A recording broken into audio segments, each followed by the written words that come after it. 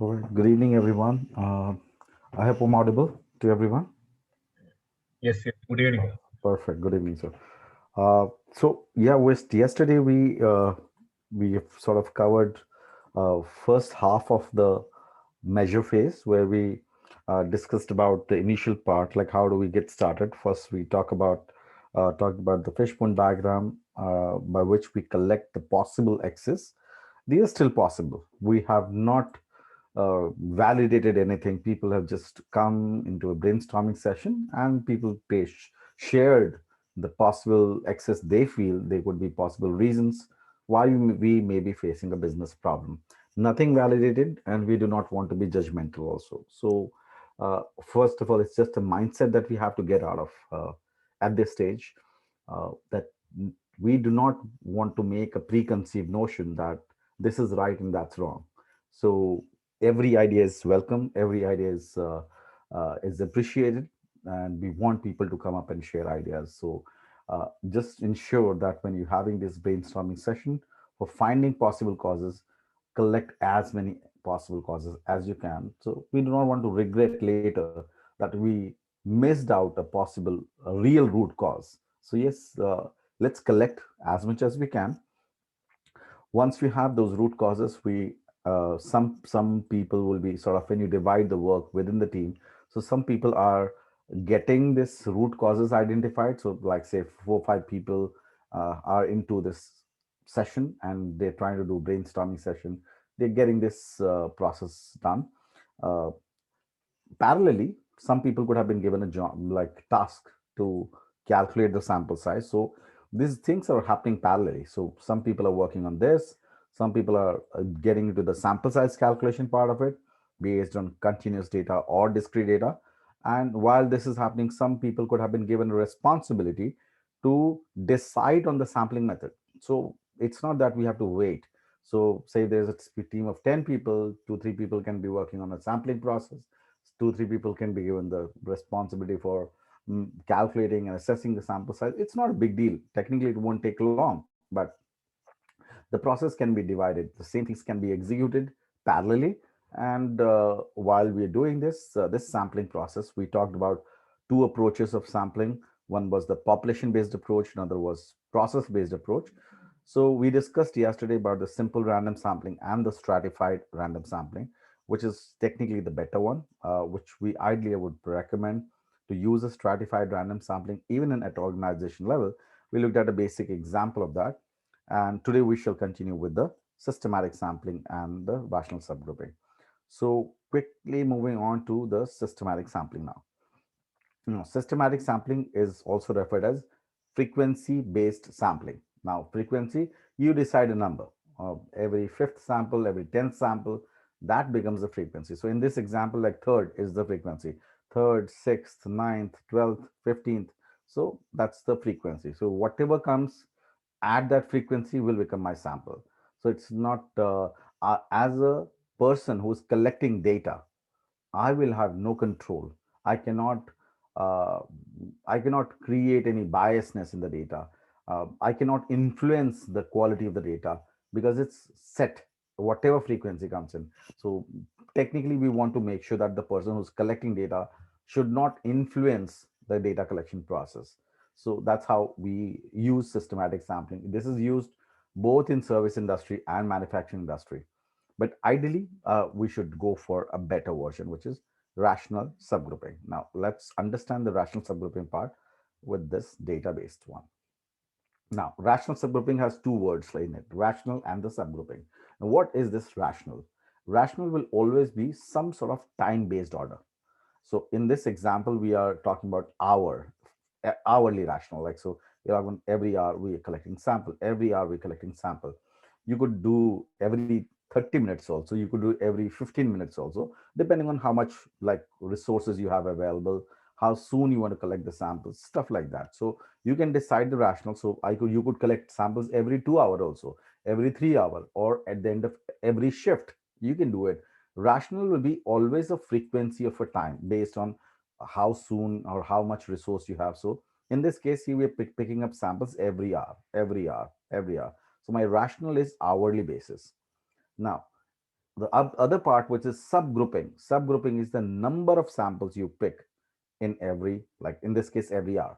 So if I'm picking samples every hour, how many samples are you going to pick every hour? If you pick only one sample, then its subgroup size will be one. One sample, one sample, one sample. Every hour I go and pick one sample only. Then subgroup size is one. If I pick two samples, then my subgroup size is two. If I'm picking six samples here, my subgroup size is six. So first hour I go and pick six samples. Second hour I go and pick six samples.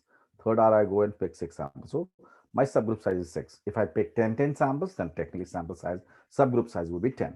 Now, one thing we got to keep in mind when we talk about rational subgrouping, these are back to back samples. Now, let's understand what the meaning of back to back. Say there's a machine which is making some products. I go in the first hour and I'm this is the weight of the product, say weight of the product, length of the product, whatever I'm measuring. So I go to the machine and I pick up sample number one. So whatever machine, whenever I approach that like machine, I go and pick up a sample, first sample, second sample, third. These are back to back. It's not at different time interval. So first, second, third, fourth, five, six, done. So back to back without any gap in between. So these are back to back samples which are coming from the machine. So I picked up six samples. My job is done for the first hour. I take the measurement. My data is collected for the first hour. Perfect. Second hour, again, I go and again pick six back to back samples, take down the measurement, whatever I technically that's my data, the measurement. And then third hour, I go and pick back to these are back to back samples. And there is a reason why we are referring and stressing more on the back to back. That's the logic on which the rational subgrouping works. Now, if I were to refer this like with other sampling methodologies, why this is a better one, let's understand this. Now, technically, the data analysis stuff has come into picture in this one because if you use any other sampling methodology, you could not tell the process behavior that clearly as you can tell it in this one. Now, if you look at this, the first hour sample, either you can do a variance, you can calculate standard deviation, whatever you want. So I'm just looking at variance. You can use standard deviation also. Meaning is the same. So say first hour, I see the variance between the samples is like 0.567. Variance was less between this values. These are back to back samples. And I look at the second hour, I see variance increased. Third hour, variance increased. Fourth hour, something goes wrong. But that's where probably my process needs my intervention. As a management professional, if I see this trend every day, then I need to understand what's happening wrong in this fourth hour. Then it doesn't get control. I understand it started small and then there is a huge jump in the variation. And then it doesn't get control. Even if you look at standard deviation, same stuff. But technically, that's where my breakage point is. My process starts breaking up right here. And if you see the trend, that's what you need to know as management professional. What goes wrong in the fourth hour? Probably if it's a machine production, then the machine probably needs some sort of rest or break to some sort of thing. But yes, there is a problem in the fourth hour. If you're talking about this is people's production, people's performance, then something goes wrong in the fourth hour. After that, the defects increases, variation increases. Something is wrong right here. So when you look at this variation, this variation, this variation, this is called within subgroup variation. Between one subgroup, what is the variation? Within one subgroup. When you look at this within subgroup. So when you compare this versus this, when you compare this versus this is called between subgroup variation. So within subgroup variation is also known as short term variation. Short term. With a very short term, what is the variation? Because these are back to back. When you look at this versus this versus anything, when you compare two different subgroups, then look at long term variation, how my process has like variation works over a period of time. So either you call it as short term variation or within subgroup, or you say between subgroup or long term variation, meaning is the same. So A, I get my data collected. B, I'm able to look at my process variation also. And that's what control charts capture and catch hold of the issues in the process that something goes wrong. And that's how we prefer using a rational subgrouping. It's a very, very effective way. And moreover, I don't want to duplicate the work that we do. So rational subgrouping is something we would always recommend. So if you remember yesterday, we talked about that we have to collect 15 samples in every group. So how those 15 samples needs to be collected, I will further add the rational subgrouping, where I'll decide like hourly how many samples will I pick, or every 2 hour how many samples I will pick. But bottom line, I will fuse the next level of stratification with rational subgrouping. So that's what give me a perfect sample, which will not only talk about hourly data, which will talk about daily data, we'll talk about machine-wise data, shift-wise data, day-wise data. Pretty much it covers every possible aspect of your process. It'll help you understand how your process starts on a daily basis also, and you see a trend day-wise, do you see a trend week-wise. It is a perfect data for you to analyze your complete process performance. So that is a better version of collecting data, and this is the most advanced, I would say, method which is practiced. That's what control charts work on.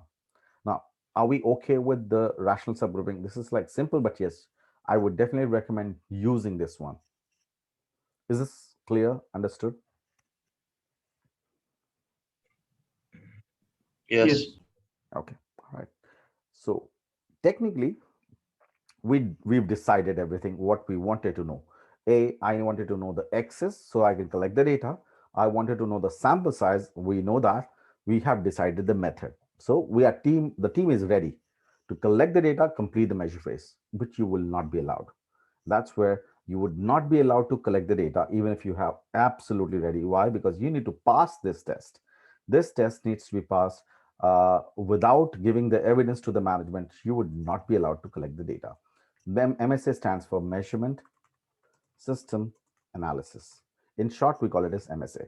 Now, management wants to be sure that the data that you will collect, is that reliable or not. What if you're giving me data and that is wrong? Then my entire analysis will be wrong. The project, like, they will go in a different direction. What if you report that your quality is 70%? What if it's 40% in reality? If your data is wrong, you could mislead me. What is the authenticity that you're giving me the data? That is going to be correct. Probably if you're using some equipment, some instrument to collect the data, how about the instrument? Is it working fine? Because if your instrument is faulty, then it will give you wrong data. If you're using a thermometer for measuring some temperature, is it working fine? Your thermometer can work bad. If you're using a watch, like a stopwatch, probably the watch could be working, could be running too fast or could be running too slow. It could give you wrong information about the time. What if you're using a weighing scale to measure the weight? What if the weighing scale is performing badly and it's giving you overweight or lesser weight? That's the wrong data. So yes, I want to be sure as management that if you are using some equipment for data collection, did you check that the equipment is trustworthy or not? Number one. Second, the people who are going to collect the data, are they are they trained enough? Can you trust them? If somebody gives me data, is this person qualified enough to give like right data? Is this person trust, like, can I trust the data that this person is giving? What if uh, I measure the weight of a part which is like 5 kilogram, and you bring that you measure the same part as 4.5 kilogram? Well, then they have a problem with you.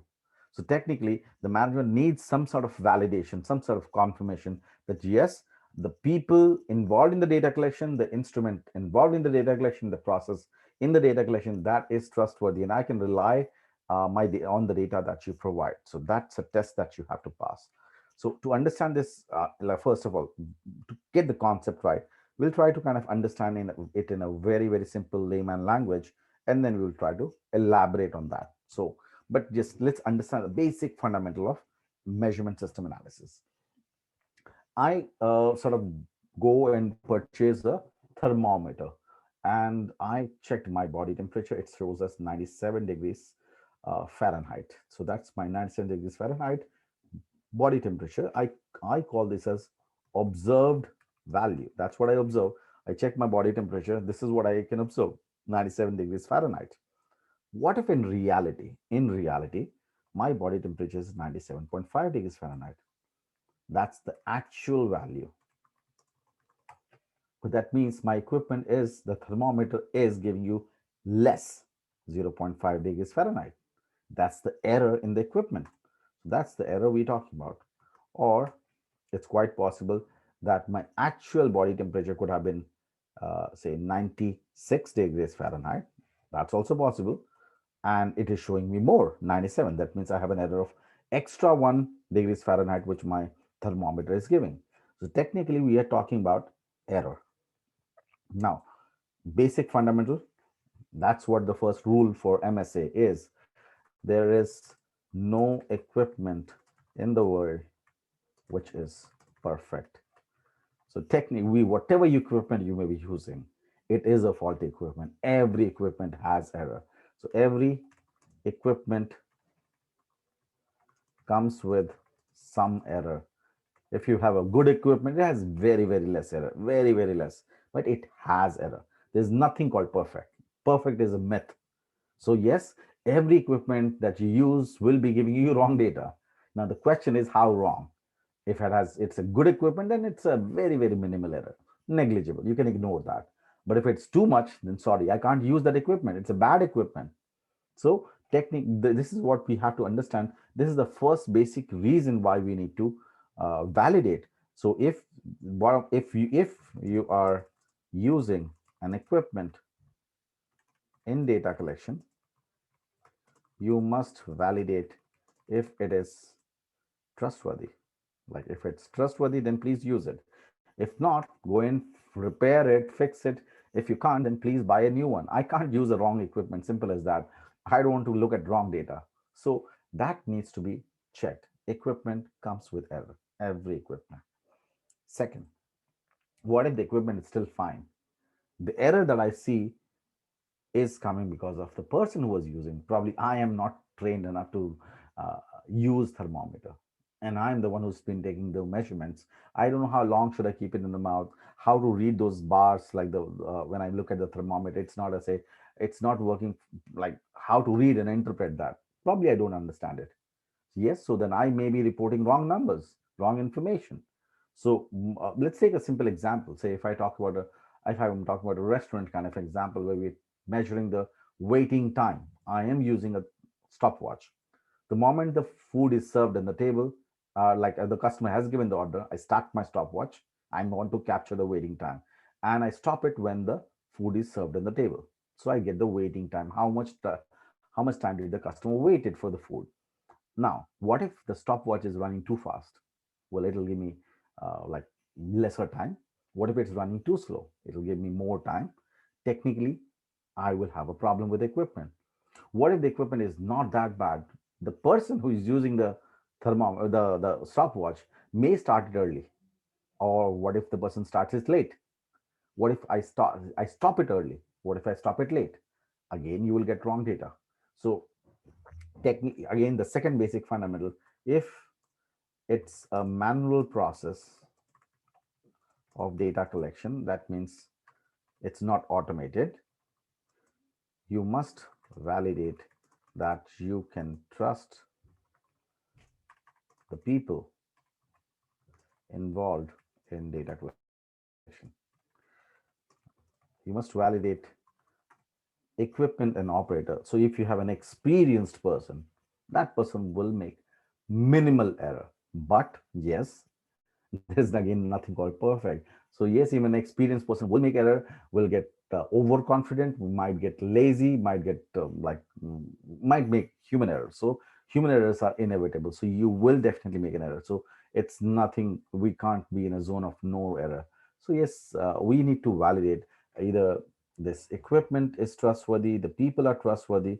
That is what we are going to get into now. So this entire study about MSA is all about if when we wish to analyze the variation caused in data, so caused in data because of measurement system. Now, when I say measurement system, we are talking about the equipment plus the operator. We Man, call this as MSA. Yeah.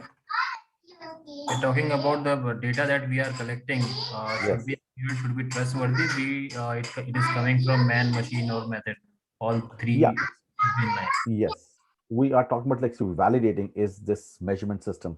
Technically, we talk about the entire process of data collection, which involves your equipment, which involves your operator, That is what we refer as measurement system. When we want to analyze how much of error is coming because of that, that's what we call as measurement system analysis. Now, how do we figure out how much is the error? Technically, now we are not even debating here whether there is an error because of equipment or not. It is there. We are not even debating there will be an error because of operator or not. It will be there. Now, the question in both these cases is how much? I know it's there. Now, if it's acceptable, we will know what is the condition and rule for acceptability, how much error is okay. So we will, there's a standard rule, so we learn about that, but that's what we want to find out first, how much is the error. When we know how much, we will be able to take a decision. Is it okay or not? If people are making too much of error, then we will train them. I can't use them for data collection. They must go through the process of training, and then we have to again validate and prove that they are okay. Now I can use them for data collection. So bottom line, this is all about validating the equipment and the operator that we will be going ahead and studying here. Moving on here, how do we check this equipment error and the operator error? So the equipment error that we talk about is checked by this activity called repeatability. Now, what do we do in repeatability? Uh, and more so, this will be more so repeated. The one which you're talking about, it will be in most of those manufacturing industries. This area will be more so applicable in the manufacturing industry because we have equipments and stuff like that. That's where it gets practiced more. In the IT industry, MSA sort of becomes not applicable because then it's automated and stuff like that. So you're not using an equipment; it's coming from servers. It becomes not. That's the only condition where it gets not applicable. But if you have people, then you have to have MSA done. If you're using an equipment, you have to have MSA done. It's mandatory then. Yes. Now, coming back to the equipment error, how do we find repeatability? Now, repeatability, what do we mean by that? When we measure same part using same equipment by the same person, any variation in readings is attributed to equipment. Now, let's understand this easily. We talked about measuring same part, okay, same person, same equipment, and same person. So everything remains the same. No, say we again going back to the thermometer, same part, so same patient, same thermometer. So we aren't changing anything, and same person is the same doctor. Now, technically, nothing changed. The patient's body temperature cannot keep fluctuating every single second or minute. The thermometer, it's good or bad. If it's giving you more, it will continue to give you more. If it's giving you less, it will continue to give less. So it cannot fluctuate. It's good or bad, whatever it will remain consistent there. So this is not even changed. Same goes with the doctor. The style, technique, knowledge of the doctor is not going to change every minute. So nothing is changing. If your equipment, if you see different readings there, that will be attributed to the equipment error here. So let's take a simple example. Say if I have taken body temperature of somebody here, say 95 and say I'm roughly saying 97.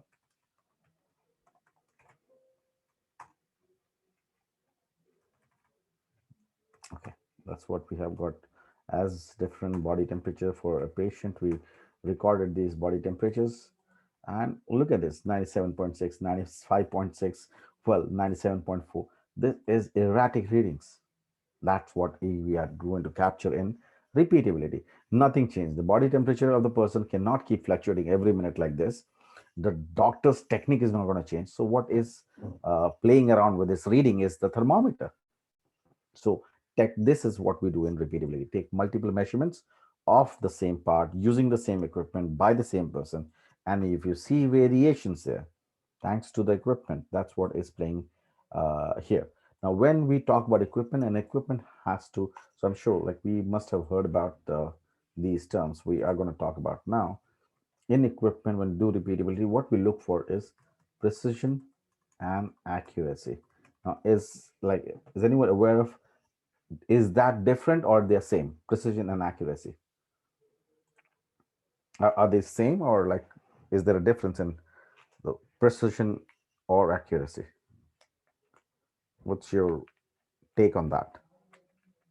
Anyone have? Generally, people refer them as same stuff. In the last example that you gave, when you show a diagram, it says that for the machine, it could be hitting the same spot, but which is precise, but it's not accurate because it's not in the target area. So in that example, I think it's different. Absolutely, yes. Absolutely. Thanks. So, yes, you have given the correct inference here. Yes. So, precision and accuracy, they're two different things, and absolutely two different things. I'll sort of try to kind of make this image just to make sure that we understand this difference between precision and accuracy. So this is like dartboard that we have. This is one, like we've got dartboard, and like we have to hit this bullseye, and we've got like multiple dartboards to understand this. So one, two, three, whatever. I'm just trying to get this done, and we'll understand what is the precision, what is accuracy, and this is the last one we have. Okay, and that's the bullseye we have to hit. Now, first thing I have to say, I've got three darts to hit. So first I hit here, then I hit here, then I hit here. Are these darts on target? That's my target, the bullseye. No, they are not. So I'll say they are not accurate. Accuracy is on target. On target. Whatever is accurate is on target. So they are not accurate. Precision is they are they close to each other? No. So this one is neither precise nor accurate. In the second case, let's take this one. So this is the one. This is the one. This is what I hit. These are the values which are close to each other. Now, are they on target? No. This is not accurate. But are they precise? Yes, they are very, very close to each other. That is a precise thing, but not accurate. On the contrary, this is what I will say. This is the one we are talking about. Well, is this accurate? Yes, everyone is approaching the target, so they're accurate, but they're not precise. They're away from each other. And equipment has to be both precise and accurate. You cannot afford them to be wrong, and equipment has to qualify for both. So all of it has to be on target. So we want all the measurement to be close to each other and on target also.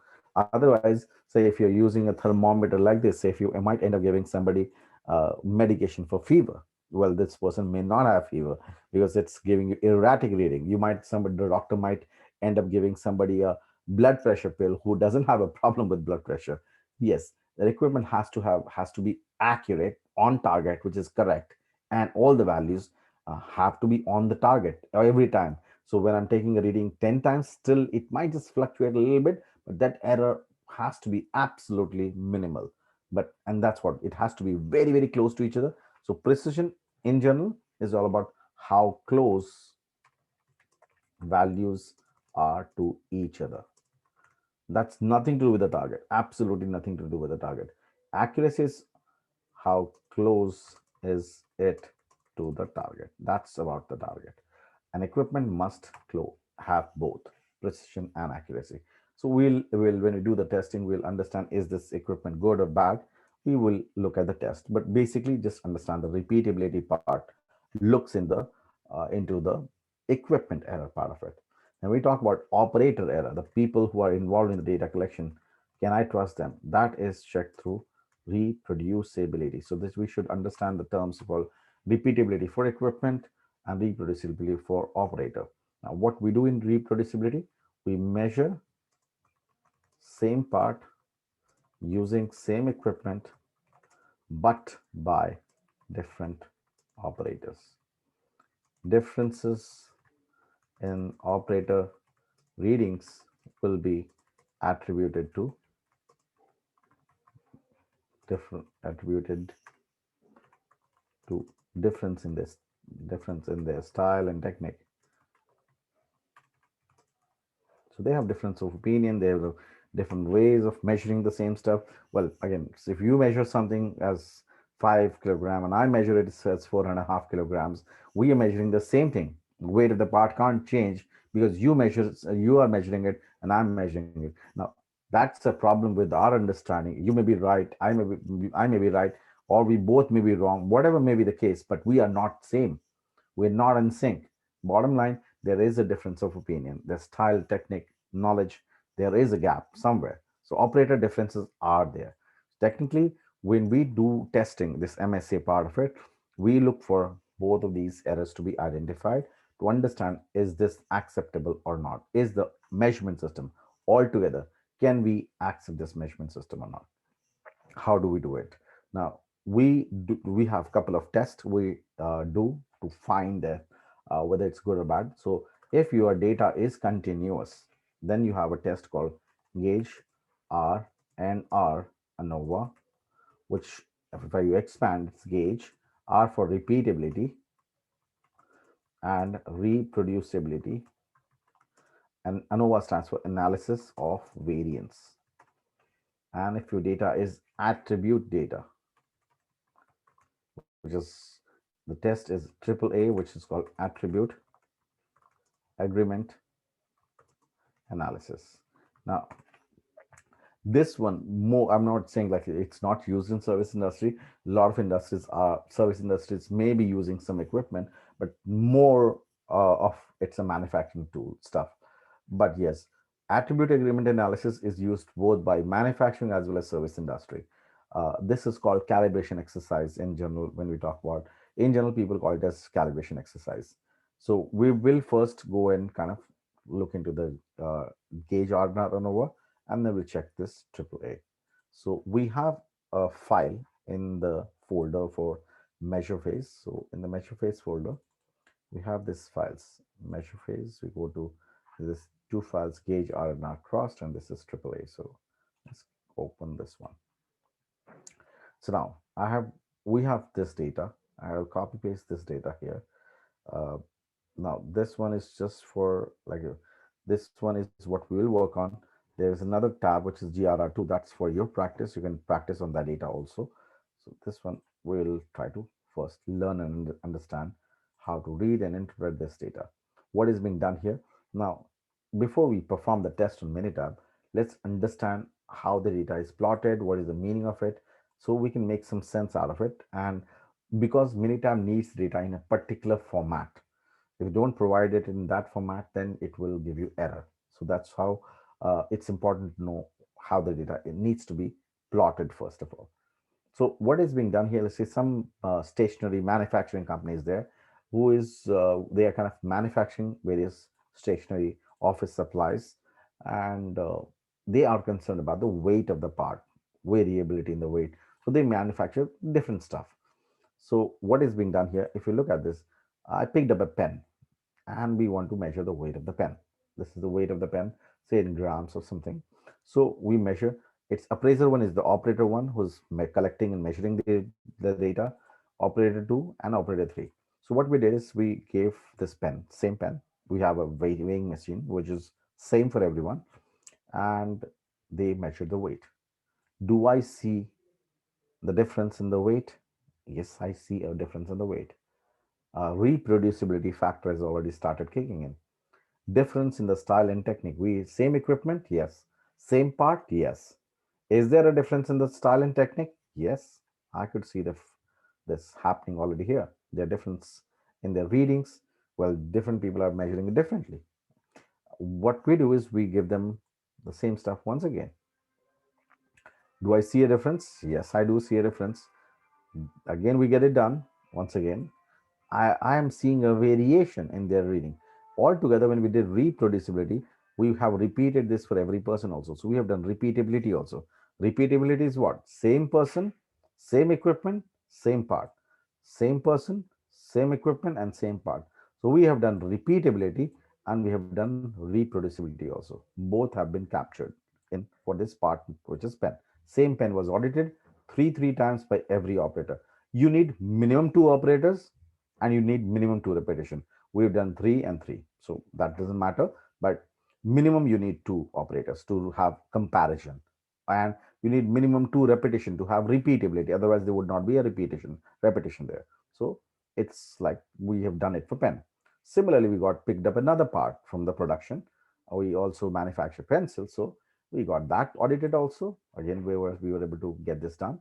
Similarly, we got eraser, we got marker and stuff like that. So people were given different parts and they kind of kept measuring and kept giving the readings of those, and we were giving them in a random order so that they don't copy and cheat, so they don't get to know what is coming to. First I gave a pencil, then I gave a brush, then I'm randomizing and mixing so they don't remember what was the last reading I gave. So I'm just randomizing it, uh, and that's how the sheet gets populated. Now I cannot use the data the way it is right now. It has to be plotted this way. So all the readings of operator 1, see, all the readings of operator 1 ends here. So all this is copy pasted. Yeah. Appraiser 1, operator 1, done. Then followed by all the readings of operator 2, then all the readings of operator 3. So it has to be in a, all the readings have to be in a single column. That's how it has to be. This is just to explain it clearly, but yeah, the data has to be plotted this way. Is this okay with everyone? Are we clear? Yes. Can you just explain that repeatability and reproducibility? Repeatability, okay. So if when we talk about repeatability, the concept of repeatability means when we measure same part using same equipment by the same person multiple times, that is repeatability. So repeatability, like, let's look at this. The pen was measured 3 times by operator 1, 3 times. Same equipment, same weighing scale, same person, yes, same operator, and same part. So same equipment, same part, same operator. 3 times we have measured it. Repeatability done. Similarly, operator 2 also did repeatability, operator 3 also did repeatability. And because we have done this, we can see that we have also done reproducibility. What is reproducibility? Same equipment, same part, but different operators are measuring it. So I do see a variation in the style and technique of different operators also. So technically, that's what we have covered, both repeatability and reproducibility in this. For every part, we have done that. Thanks, sir. Okay. All right. So before we go ahead and test this on Minitab, there's one more thing we have to understand, because we will see it there as an outcome of the test results. We will see something here, which will say total variation. So is equal to part to part variation plus equipment variation plus operator variation.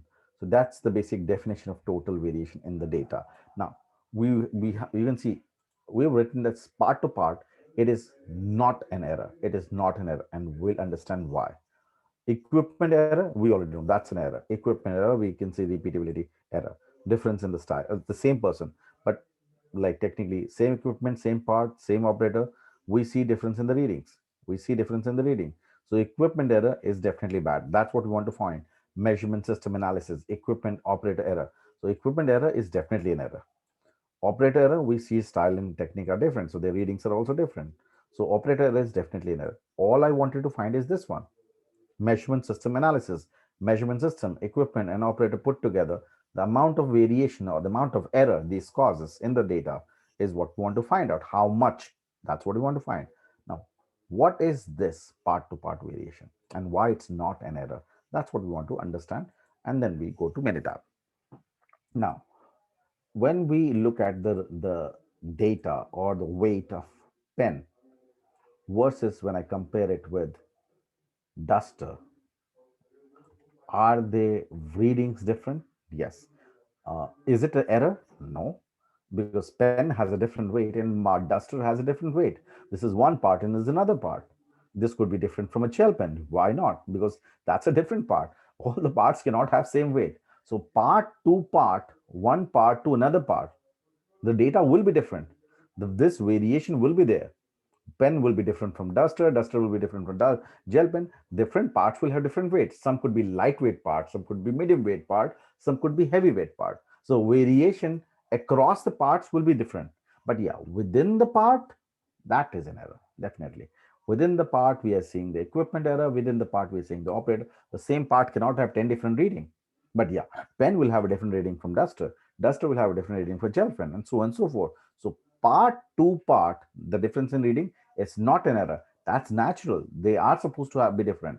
But within the part, that is an error. Be it equipment, be it operator.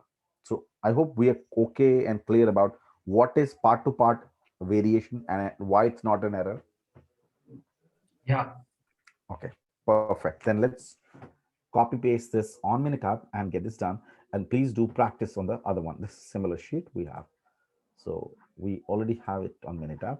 So we go to Stat, we go to Quality Tools, and we have Gauge Study, and we go down to Gauge Study Crossed. Gauge Study Crossed. We click on this one.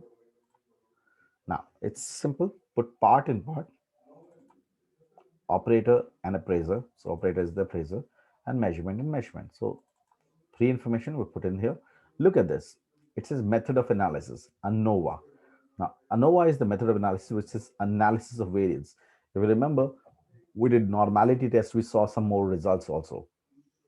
The older version of testing normality was X bar R method. So people who do it in Excel, gauge R and R, they do it on Excel, they use X bar R method. We don't have ANOVA on Excel yet, so I haven't seen yet. So, but ANOVA is the most advanced way of doing measurement system analysis. If you want to do it on using this, you can do it using X bar R also, which is correct. I'm not saying it's wrong, but this one is more accurate, more detailed. X bar R is less detailed and has, like, definitely there is a difference. And this is latest, probably, and more robust ANOVA. Excel, people do this X bar R method. So we can use Excel, or we can use this method, which will give you the same results. But technically, we always use ANOVA because it's, if you're using Minitab, because it's the latest, most advanced version. We click OK, and we get our test results. Now, some fancy chart. We'll look at the chart first, then we'll go to the data. Let me quickly go back to the marker part.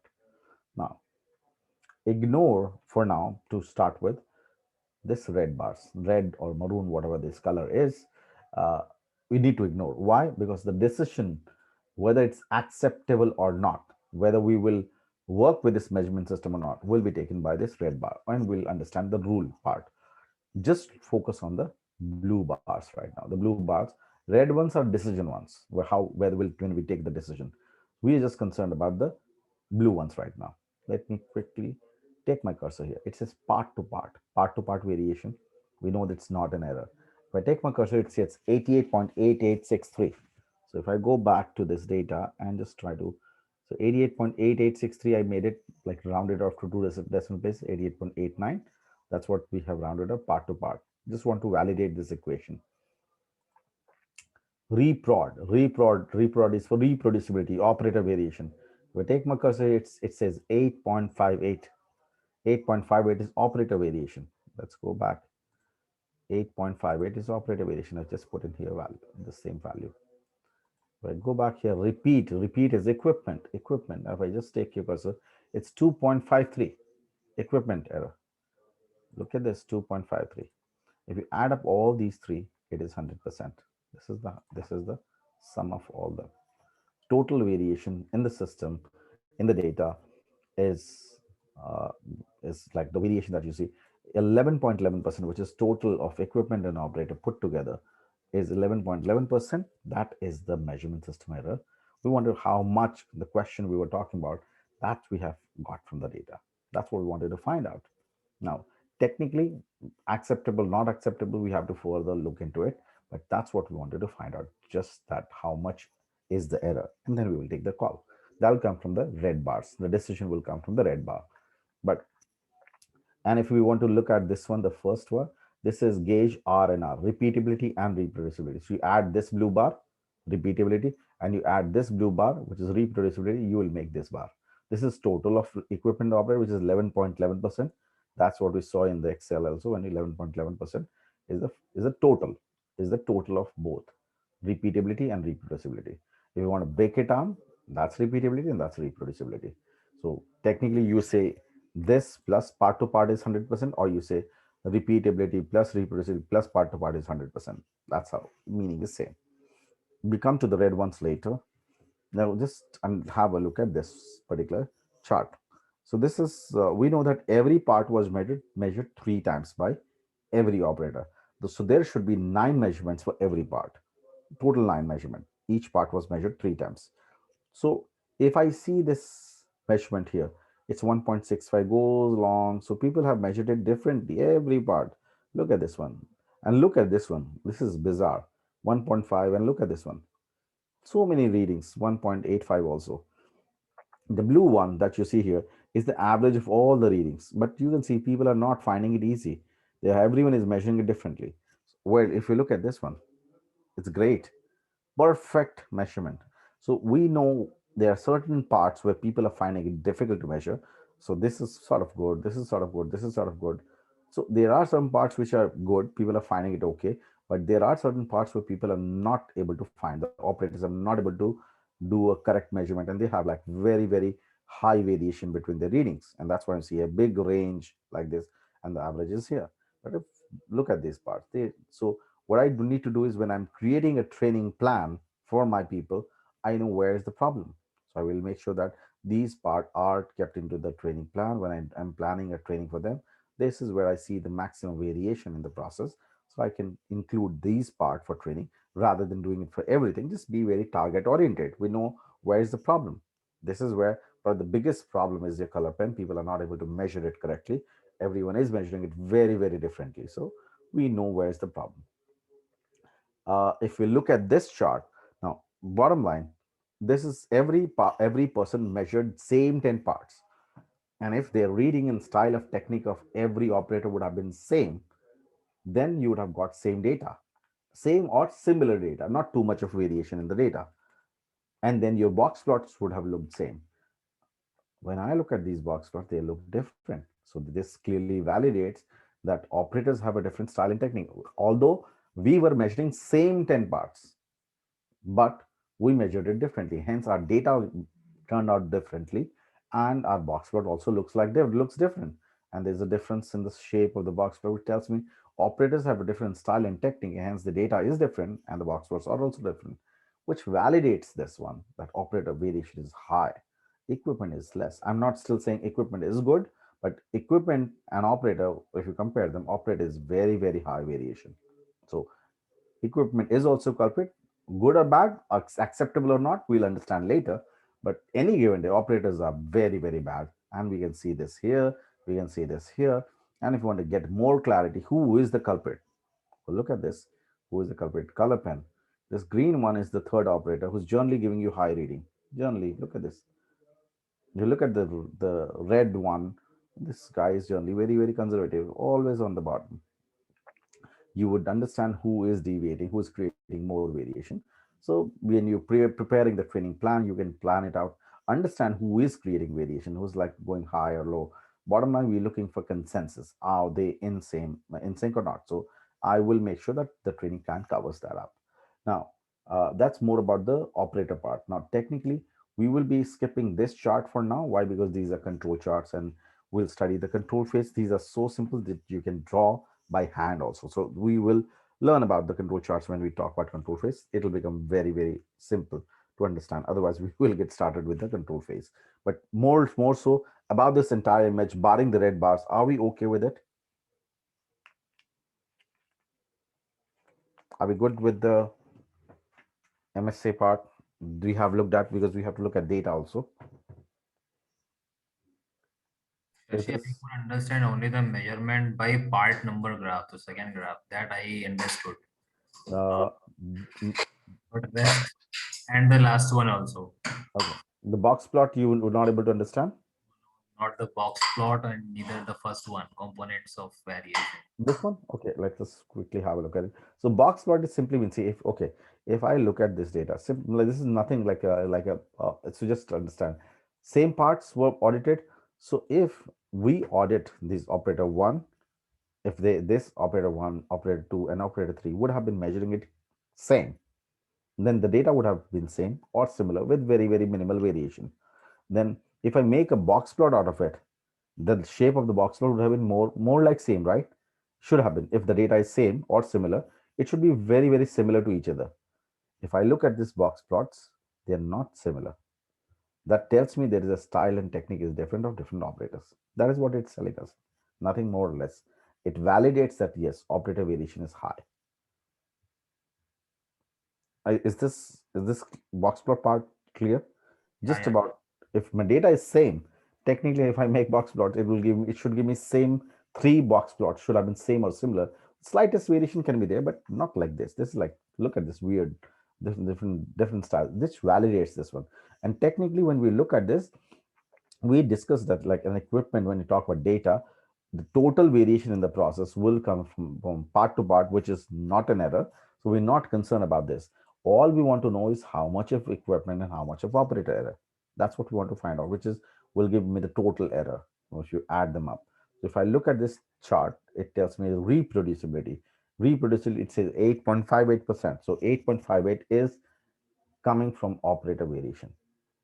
This is repeat is for repeatability, which is equipment error, which is 2.53%. So I know 2.53 plus this 8.58 is coming from like the different equipment and operator. That is what I wanted to understand. How much is equipment error, how much is the operator error? That's what we see in the first graph, which is total will be, if you add this plus this, will be this. Yeah. Okay. All right, so just and the same stuff we will be able to see in the data also. Let me just cross this off for a moment, and then let's have a look at the data. Now, gauge R&R. This is what we looked at. 11.11%, the total error, 11.11%. That's what we calculated. Equipment repeatability, equipment error, 2.53%. Reproducibility, we looked at 8.58%. So we already know that operators are causing more error in the data. Equipment is causing less. Still, we won't say it's good or bad. So we got basic information. This is coming from the gauge R&R. But is this acceptable or not? The red bars, that's below. This is the data from where the red bars are being created, the last column. This is the one. Now, the criteria, the rule is percentage study variation. That's what we look for. And these are the values which we are concerned with, which will help you understand and decide, is this measurement system good, bad, ugly, can we accept or not? And what is the rule? Global rule, not ours, but global rule. Let me just cross this off on this data. If you're dealing with continuous, doing a gauge R and R ANOVA, if your percentage study variation is less than 10%, it is excellent measurement system. That means you can trust the measurement system, the people, the operators, everything is fine. Go ahead and let them collect the data. It's good. It is under acceptable limits. If the percentage study variation is between 10 and 30%, then you must reject. This is what the management approval will be required. But in reality, this is theory only. Management will never give you an approval for this. Real world, nobody bothers. Less than 10% is everyone would work for, because I don't want to look at wrong data technically. Greater than 30%, no need to even ask anyone. Just reject the measurement system. It's bad. So ideally, this is what we look for: is less than 10% of error should be there in the system. Now, if you look at this total overall, this is in the rejection zone, 33.34%. Absolutely bad. This measurement system is utterly bad, absolutely bad. Now, if I want to know, understand about equipment, it is falling into the mid zone, 15.91%. 15.91% is the equipment error that we're looking at. So now this is midway between 10 and 30%. It says marginally acceptable sort of thing when the management needs to approve. In real world, management will say go and fix the equipment. Why even let the equipment have a 15.91% error? Go and get it repaired, get it calibrated, buy a new one. Bottom line, if it's a bad one, it can't be repaired, go and buy a new one. You don't want, can't be using a bad equipment. So yes, for me, it's still it's a rejection part. But operator, look at this, absolutely right there, 30, around 30%. So you have to submit this report to your management that you have failed. We did this activity, we failed, and we cannot proceed with this. So yes, this is the report. We have concluded like the measurement system has failed. So this, we will be sending the equipment for calibration. This will be fixed, and we are conducting a training program for the operators. And this is when the training program will be conducted. They will be assessed, and again we will have to verify this MSA through MSA that the equipment is fine and the operators are fine till we get this less than 10% part of it taken care of. So that's how the failure reports also needs to be lodged. Are we okay with this, everyone? Simple rules. These are simple rules. Okay. Now, if your data is discrete, it's not like a continuous one, it's not a measurable data, then we end up dealing with attribute agreement analysis. That's something which everyone of us can relate with, whatever industry we are in. We I am so there. This is something which we call as calibration exercise in a service industry more so, but we can relate with there are four basic criteria. So I'm like there are two examples. You can use this for practice also. The same stuff is out here also. So let me sort of give you a quick explanation about this, what we are doing here in this particular triple A, and how to deal with it. Now, this is about some recruitment firm. There's no measurement happening, no equipment, nothing of that sort. And we have some recruiters, the panelists, people who hire for the organization. So we have Janet. She is one of the primary recruiter who hire for the agents for the company. We have Chris, who's a recruiter, and we have Sam. So we have three panelists, three recruiters. So whenever somebody is hired, they sit through the hiring panel. They are the HR people who will be sitting in a boardroom, and they will call like participant. They're all sitting together. They'll assess the candidate and they will say good, bad, for pass, fail sort of thing. And that's what we want to understand. The four tests that we actually perform. So before we go to Minitab, let's understand what Minitab is going to do. You can do it manually also. So just want to show you quick idea about this, what Minitab is going to do in AAA. We look for within appraiser is the operator, agreement percentage. Now what we mean by within operator agreement percentage, we'll explain a little later. Let me just take up the next one, between appraiser agreement percentage. They have like, so we have multiple parameters, each appraiser versus standard, and all appraiser versus standard. So the four parameters on which this is going to be tested and tried. Now let's understand what is happening here. Uh, so there are like say 20 candidates who came in for job interview. These people were sitting in a room, and the interview process started. The first candidate came in. Just look at the yellow ones right now. Janet, based on the interview, whatever the way it happened, Janet feels no, this guy is not good. Well, we can't hire this person. Chris feels the same, and Sam feels the same. Great job. You guys are a team. Makes sense. Perfect.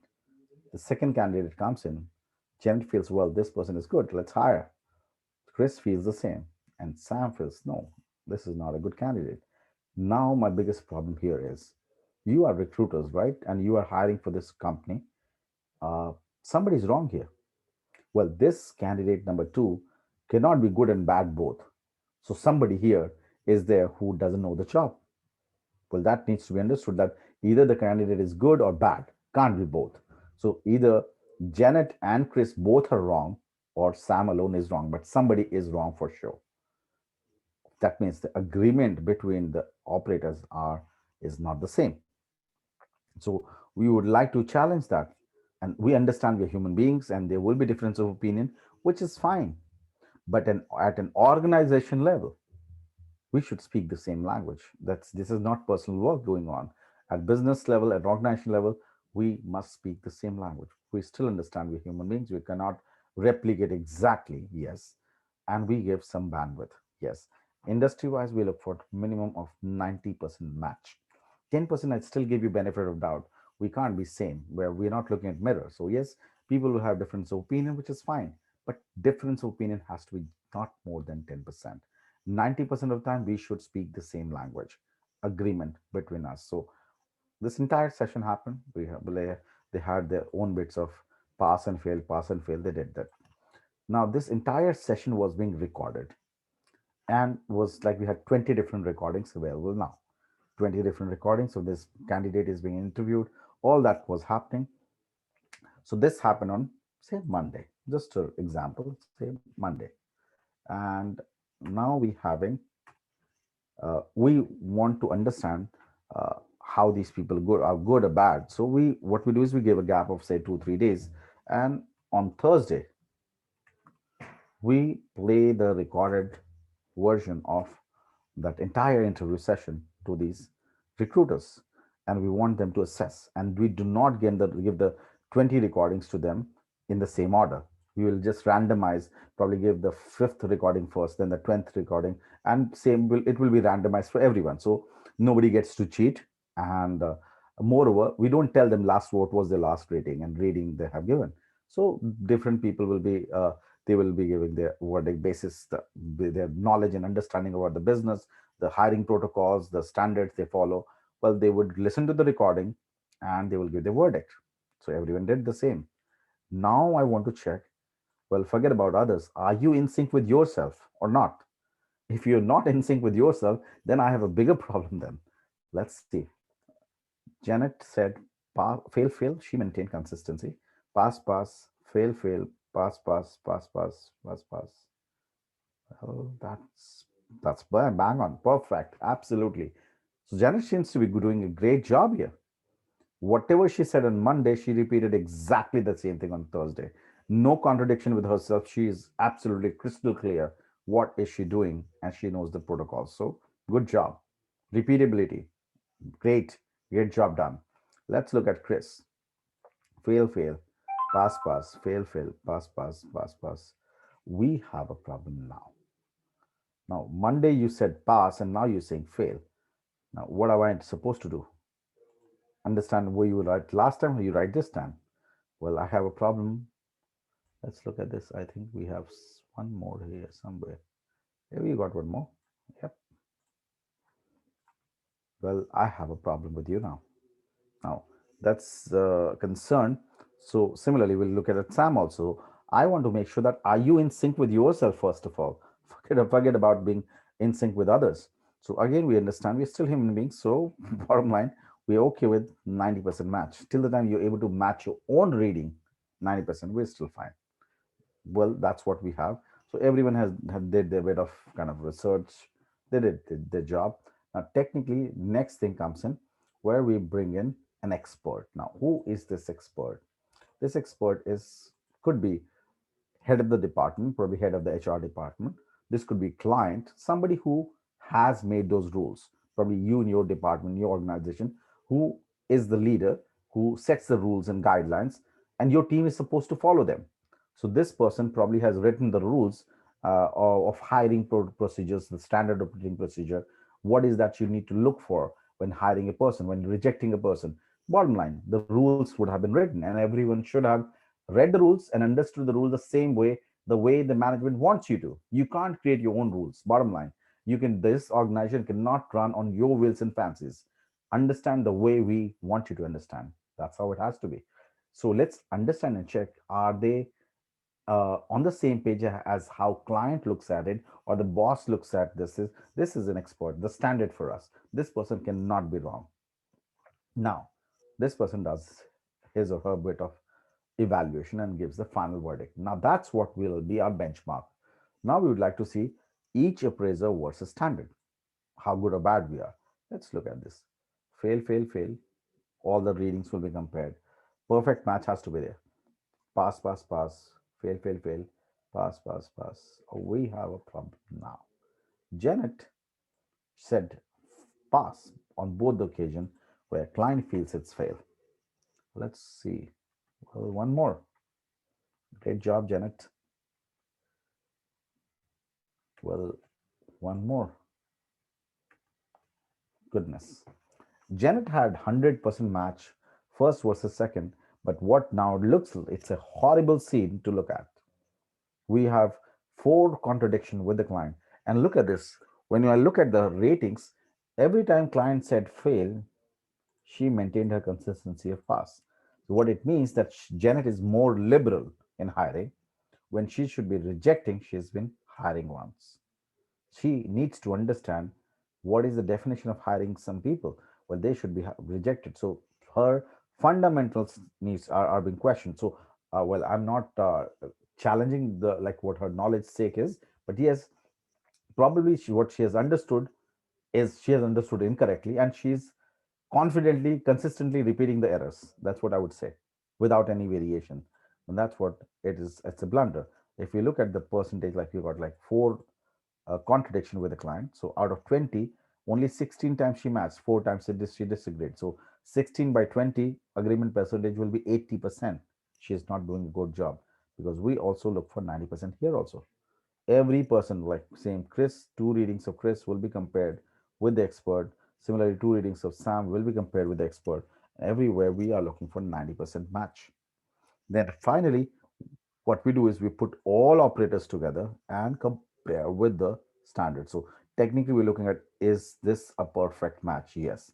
One match. Is this a perfect match? No. Pass, pass, pass, pass, and you have fail, fail. Technically, if there's one contradiction here, that will be counted as disagreement. So we look for again 90% match here also. All the four criterias, we must match the agreement percentage. Now, are we okay and clear about what we just discussed? We will do it on Minotaur, but sort of just checking with you all. Is this clear? Okay. Yeah. Okay. All right, then let's quickly check this out. So we go to start, we go to quality tools, we go to attribute agreement analysis, click OK.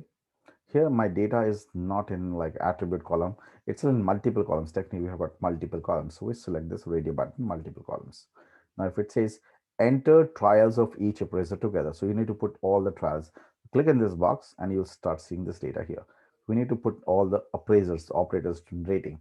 Janet 1, Janet 2, Chris 1, Chris 2, Sam 1, Sam 2. That's what I selected, all these operators. How many operators are there? A number of appraisers. We have three operators. How many times did they try? So two times. First time, second time, first time, second time. So they have two trials. Do I have the name? Yes, we do have. Let's always write in the same order what you have in the sheet. So Janet, give a space, Chris, give a space, Sam. Okay, well, do you have a standard? Yes, we have a standard.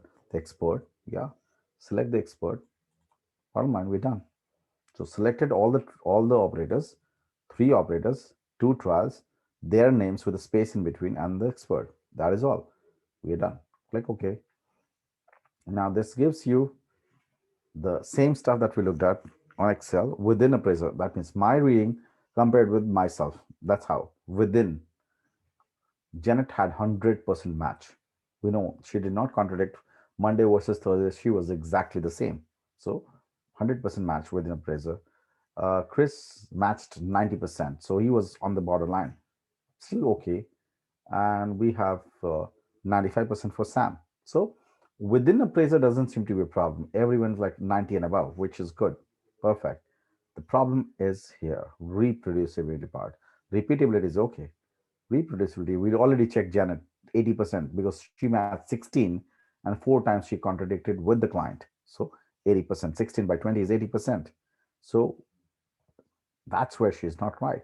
She needs coaching and counseling and training. Chris matched 90%. Well, the guy qualified here.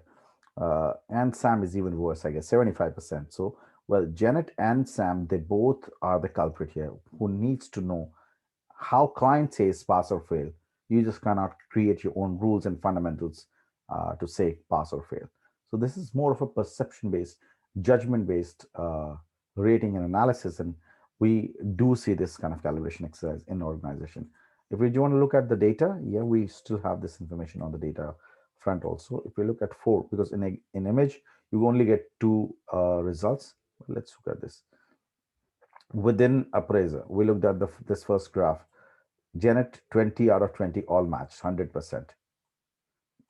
Chris, 20 out of 20, 18 matched, 90%. Sam, 20 out of 20, 19 matched, 95%. So we saw the first graph, everyone was fine. Within Appraiser is not a problem. 90 and above, we are okay with that. Let's scroll down. That's the second image that we saw. Janet matched 16. We saw already in Excel that were four times she did not match. So 80%. Chris matched 18 out of 20, 90%. He's the guy sort of fine. 15 out of 20 was terrible, 75%. So we know Janet and Sam needs training and coaching and guidance how client measures it. We scroll down. It says between appraiser. Forget about the client. How many times do we all speak the same language? Out of 20, only 10 times. 50% match. We failed miserably. Like absolutely, as a team, we have been doing a miserable job here. All appraisers with the standard. So all the ratings of the operators compared with the standard, again 50% match. So we are done. technically we just passed one test out of four, and we have to submit this report to the management that yes, we failed, and will these people will be going for training, and we'll again redo this and to verify that people can be used for data collection, because these people do not make sense. Because based on this, I will be sort of hiring people, firing people, or like in a manufacturing industry kind of thing. People do a lot of visual inspection. They will see a product and say, based on certain parameters, look at the product and visually say it's good or bad. So wherever there's nothing to kind of validate, say in a BPO kind of environment, I can tell you. So people audit calls. Like when you make a call to customer service, somebody attends the call. Back there somewhere, there's a quality department who's looking into the quality of the calls, how people interact with the customer, are they giving quality information or not, proper information, are they courteous and stuff like that. So they measure the quality. Now, that's very perception based. You may look at the same call and say it's the quality of this call is 90%. And I may look at the same call and say it's 60%. So yes, is there a difference of opinion? Yes. That's what we want to make sure, because as a quality auditor, you may report the same call as that our process quality is 90%, and I may report that the same call as 60%. So somebody is messing around with the process. Based on someone's inefficiency, you might end up reporting wrong information to the management, because it's just the person who's auditing for call. Based on that person's like, my quality cannot be like dependent on someone's mercy whether this person knows quality or not. Auditing process is different. So yes, the clients do such audits to check if everyone is on the same page, because it's more of a perception based, more of understanding based, that needs to be checked and validated. That's how we do triple A. Now, if we're good with this, please let me know, everyone. Is that Yes. okay? Okay. How about others? I can just been sort of getting one yes all this while. Yeah, it's fine. Okay, perfect, perfect. All right. So pretty much once you're done with this triple A, you have very small section to cover, not a big deal here, and that is all about create a data collection plan. Now that's a very simple thing, but it's always important to do this. The team has been given an approval. Go ahead, please go and collect the data. You cannot just start collect data collection, because it needs to be you need to have a plan in place how the data will be collected, who will collect, at what time interval, stuff like that. That needs to be discussed. You need to share a format, because different people share data differently. Again, it's important to understand, after doing all that hard work and stuff like that, you cannot afford to go wrong in the end. So it's always says one, like I said, that 1 hour of planning saves 10 hours of confusion. That's what we mean here. Creating a data collection plan will ensure that we do not spoil the time, like all the effort. Say, just a simple example. Say if I am populating some date, my system, like until like last 6 months before, my system was configured as MMDDYY. Dealing with Americans as clients, I that's what I was programmed. Now it recently changed like to DDMYY.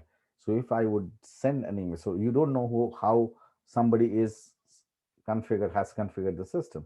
So this is the date. If I send this date, and if I send this date, uh, it means different for different one. But can you spot it just by looking at the date? No. Well, I mean something and you mean something else. Yes, I may be sharing the data as MMDDYY, and you may be getting, because your system is configured as DDMYY, you would read this as 5th of June, and where I would have sent this data for 6th of May. So there is a difference of opinion. What if you needed data for time? Well, 10 hours, so there's 10 hours and 6 minutes. So do you want people to give you 10 hours 6 minutes like this? Would you be able to make some sense or some analysis out of this data? Any mathematics can be done? No, sorry, this data is done. Okay, oh well, if you need data is like 10 hours and say 6 minutes, probably yes, for me to do mathematical calculation or whatever, whichever format I want to convert in. You need to tell people how I need the data. Well, if you do you need in one place of decimal, two places of decimal? It needs to be clear. It needs to be clear to people how the data needs to be shared, because different people will share it differently. Again, moreover, you need to tell them in what template. Like people have preferences. Somebody might send you a PowerPoint, somebody might send you a Word document, somebody might send you an Excel. Different people share data differently. It's very important that a quick meeting has to be called for the entire team where you explain that these are the excess, that's how my data should look like. So good practice is to always fill up a small sample file yourself. You know how the data needs to be, like this is your headers. That's what you have, a blank sheet right now. So do one thing, just get a small sample fill like this, which will sort of help them understand how you need the data. No confusions. Explain this sheet to them. This is what my data should look like. This is just a dummy data, but when you collect, you should have a clear understanding. This is how I need the data in an Excel format so I can do my maths. Well, ticket closure time is what I'm looking at. I don't want you to give any, like, it's zero place of decimal. I don't want you to give me, well, if you need, then you must mention how many places of decimal, one place of decimal, two places. It has to be consistent. So bottom line, I should tell them what I need here. The name, say there are like multiple people say, yeah. So I would rather use data validation filter to kind of ensure there is no discrepancy, like male or female. I am okay with, if I want to maintain data like M or F from, I understand. So I don't want people to give me data like male, and somebody gives me male, somebody gives me M, and somebody gives me, sorry, I can't sit and clean this data. It has to be standard, consistent. People should understand, like CSAT score. This is customer satisfaction score percentage. Well, I don't need percentages. I want in two places of decimal without a percentage sign. Don't give it to me like that. I'll sit and clean it. Sorry. So you must tell your audience, your team, how you need the data. A small sample file needs to be filled in so that people are clear how many data needs to be collected, how it needs to be collected, who will collect the data. A simple process like a file, which will do the job for you. So pretty much when you tell it to your team, they will be able to understand how you need the data.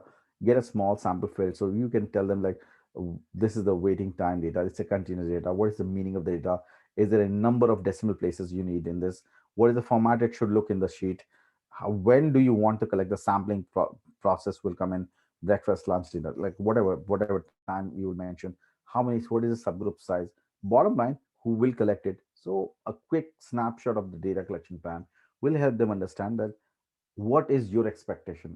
If you don't set the expectation right, don't blame them. So just get a small sample filled by them so that they will have a clear clarity of thought as how you, what do you expect from them.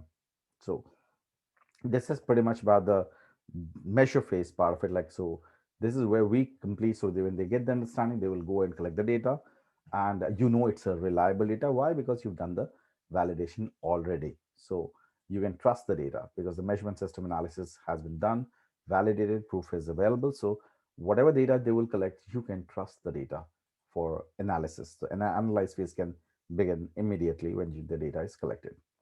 So that is more of the measure part of it. Now, are we okay with this? If you have any questions, please do let me know. We'll take a quick break, come back, and start with the analyze part. Is this okay? Anyone has questions in the entire measure? It's fine. Okay. So let's is it okay? Shall we resume in like next 10 or 12? Like, so it's like almost like 11 minutes now. So let's resume in next 11 minutes. So, and now sort of it'll be just in instant time. I'm looking at 10 o'clock. So yeah, let's resume then, and we'll start with the analyze once we come back from the break. All right.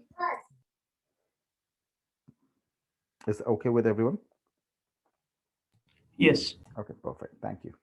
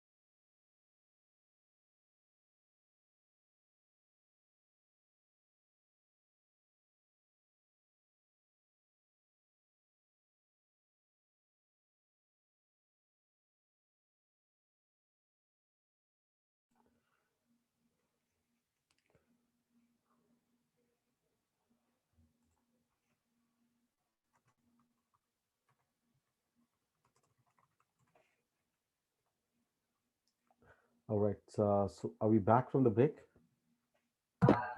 Yes. Okay, perfect. How about others? Yes, back. Yeah. All right, perfect. All right. Back. Thank you. So once we have collected the data and technically we're ready for analyzing the data to find the real root causes, why we're facing the business problem, and that's primarily the reason why we started with the Six Sigma project.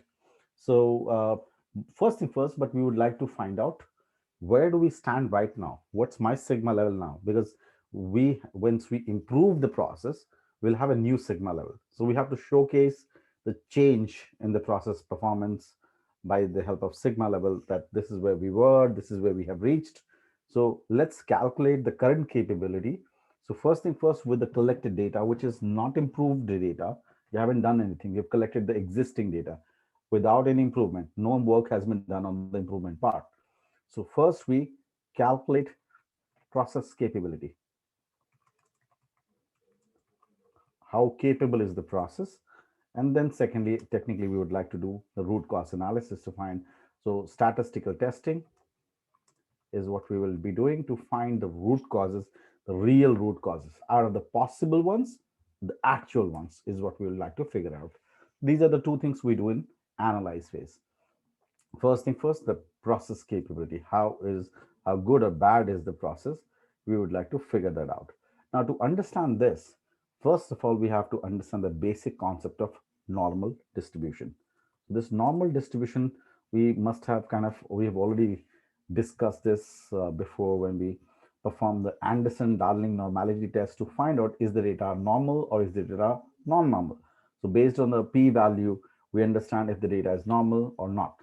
Now, what is this normal distribution? That's what we need to understand. The concept must be clear for us to understand the logic of sigma levels and everything going forward. So there's a law or rule called empirical law, which explains how a perfect normal distribution should look like. So I'm just going to write down the rules here and then explain how it like shapes up. How do you like when a normal distribution data looks, how does it look like? First, it says if you plot the data graphically, it will form a bell-shaped unimodal curve. That's the first feature. Second, the peak of the bell will fall on the mean and divide the data into two symmetrical half. Third, curvatures never touch x-axis. And fourth, the reason why we study this is distribution of data. That's where we are interested in. It says from the mean, I'll explain all that stuff, plus and minus one standard deviation, your 68.2% of the process data will lie. Between plus and minus two standard deviation, so two standard deviation, your 95.4% of your process will lie. And between plus and minus three standard deviation, that's where the normal distribution ends. Your 99.7% data will lie. That's about the normal distribution. Let's understand from an image perspective. We have the slides ready, I guess. Yeah, we'll quickly have a look at this. The first condition we talked about is that if you plot the data graphically, it will form a bell-shaped unimodal curve, sort of a single peak, unimodal, one peak only, bell-shaped curve. The peak of the bell, the top of the bell, will fall on the mean and divide the data into two symmetrical half, like mirror image, replica. Whatever you have on the right, same you have on the left. Absolutely mirror image. So like assume this is a piece of paper and you fold it from the center, they'll overlap each other like perfectly. That's a perfect normal distribution. It says curvatures never touch the x-axis. This is the curvature, this is the curvature. it will never touch this x-axis. It will always run very, very, very, very close to it, but it will never touch it. This will run till infinity on this side, and it will run till infinity on the other side also, but it will never touch the x-axis. That's the normal distribution condition. Then it says between plus and minus one standard deviation. So from the mean, whatever is the mean, we'll try to understand the basic meaning, but just try to have a basic idea of what this is all about. So there is this average. So you add a value of standard deviation from the data. So you collect the data, you calculate the standard deviation, you calculate the average. We know how to calculate average. We know how to calculate standard deviation. So from the mean, you add a value of one standard deviation, and from the mean, you subtract value of one standard deviation. So whatever those values are, between those two values, your 68.2% data will lie. Similarly, you add a value of one more standard deviation, make it two standard deviation, subtract value of one more standard deviation, make it minus two standard deviation. Between this zone, your 95.4% data will lie. And you add one more and subtract one more, in 99.7% data will lie between plus and minus three standard deviation. But let's understand from a data perspective so that we can make more sense out of it.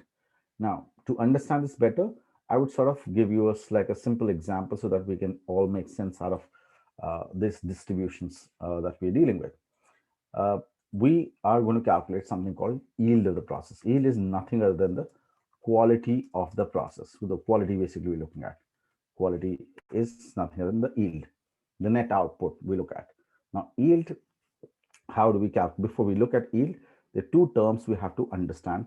One is LSL and another is USL. So there is a client which has given me an order, and I'm sort of manufacturing some whiteboard marker.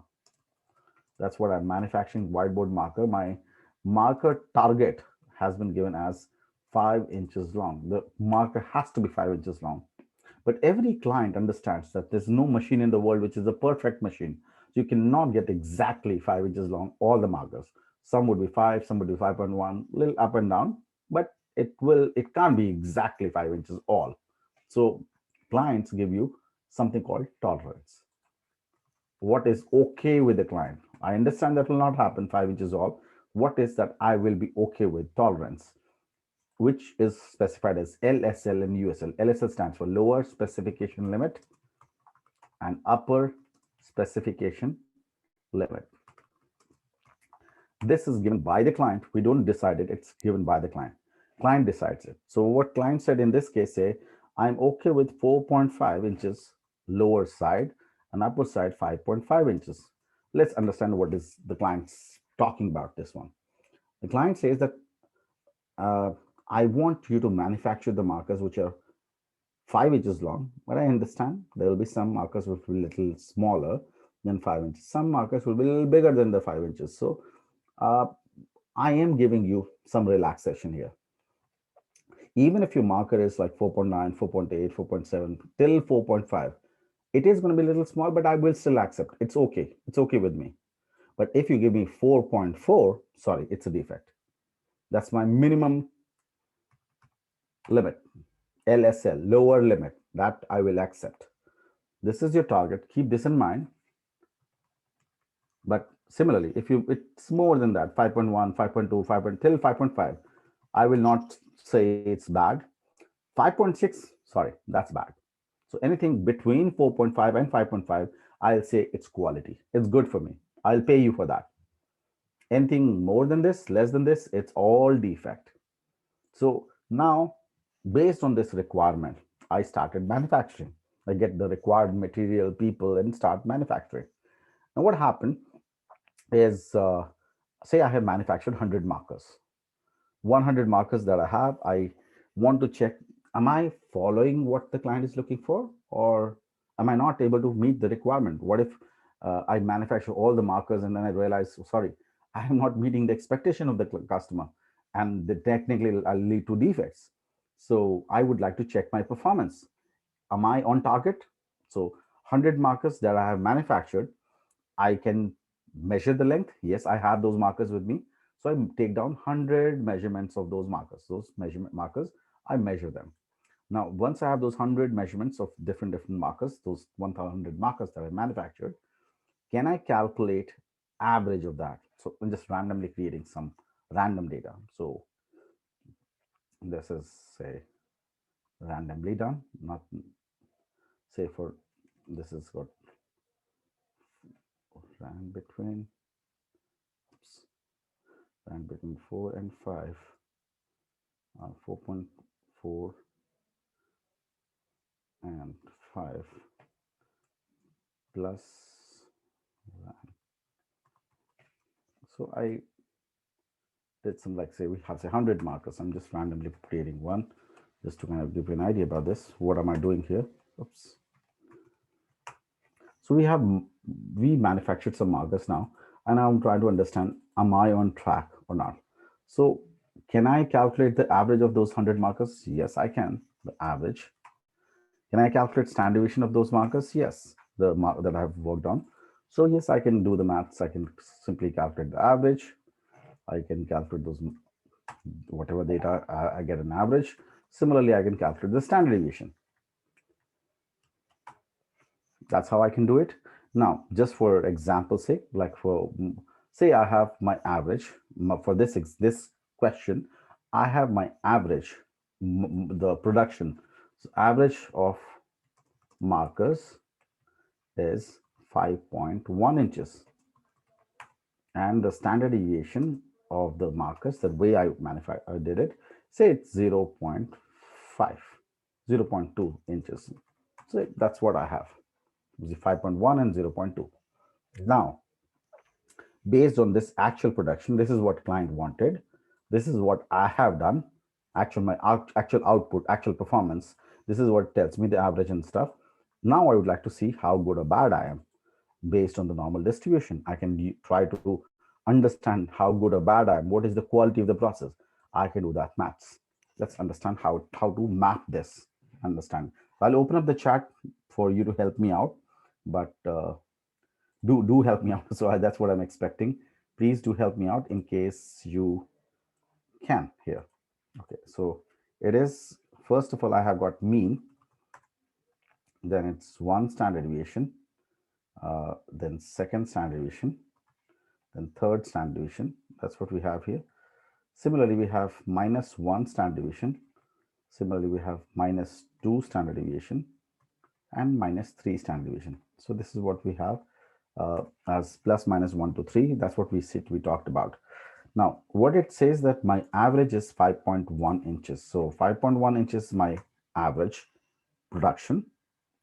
Okay, what will be the value of +1 standard deviation? Anyone wants to share? What will be the value of +1 standard deviation? 5.3. I'm sorry, 5.3. 0.3. Yes, you are correct. 5.3. I add the value of one standard. So mean plus one standard deviation. So value of standard deviation is 0.2. So 5.1 plus 0.2 will make it 5.3.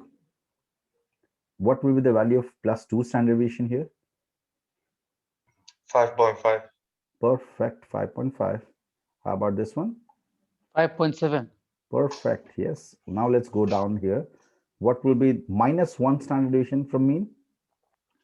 4.9. Correct. This will be 4.7 and this will be 4.5.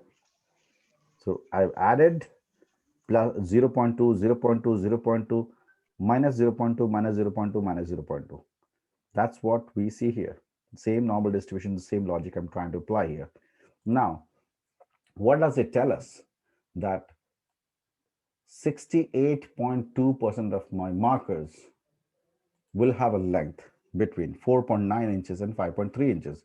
That's what this tells me. 68.2 of the 0.2% of the markers that I manufacture will have a length between 68.2 and like say 4.9 and 5.3 inches. That will be the length of these many markers, this percentage of production. What it tells me that 95.4% of my production length of markers will range between 4.7 inches and 5.5 inches. What it tells me that 99.7% of my production will range between 4.5 and 5.7. Do you see something already going out of client expectation? What is the client looking for? Anything less than 4.5, that is a defect. Anything more than 5.5 is a defect. Do you already have some defect in your process? Yeah. Yes, something is crossing these boundaries. Client is only going to pay you for 4.5 and 5.5, but you are going to manufacture something which will cross the boundary and go up to 5.7 also. So that's what it's telling you, that yes, you are not doing good. You're not on the right track. You're not going to be giving 100% quality. Your process is bound to range between this. This is going to be your range of your process. 99.7% of your production will range between these lengths.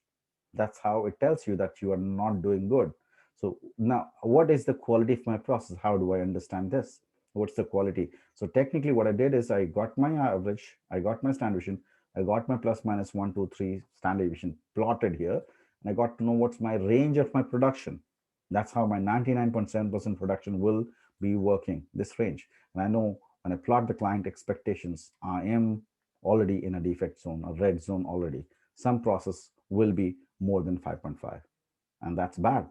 So what is the quality of the process here? Now, how do we calculate it? Let's have a quick look at it. The formulas are very simple. Now, anything to, so technically when I say yield of the process or quality of the process is equal to 1 minus the total defect. That's the basic formula.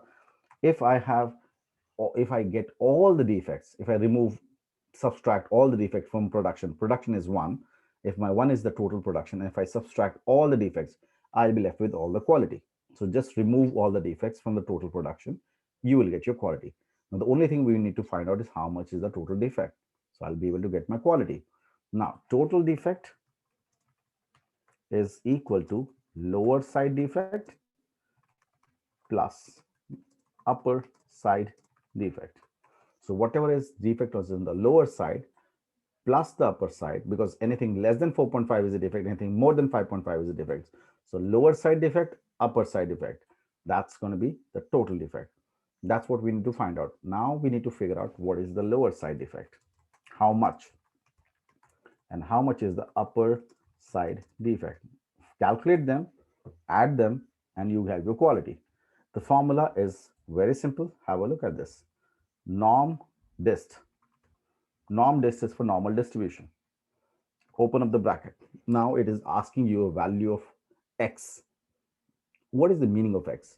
Now, because we are calculating the lower side defect, it is asking you less than what value are you going to call as a defect?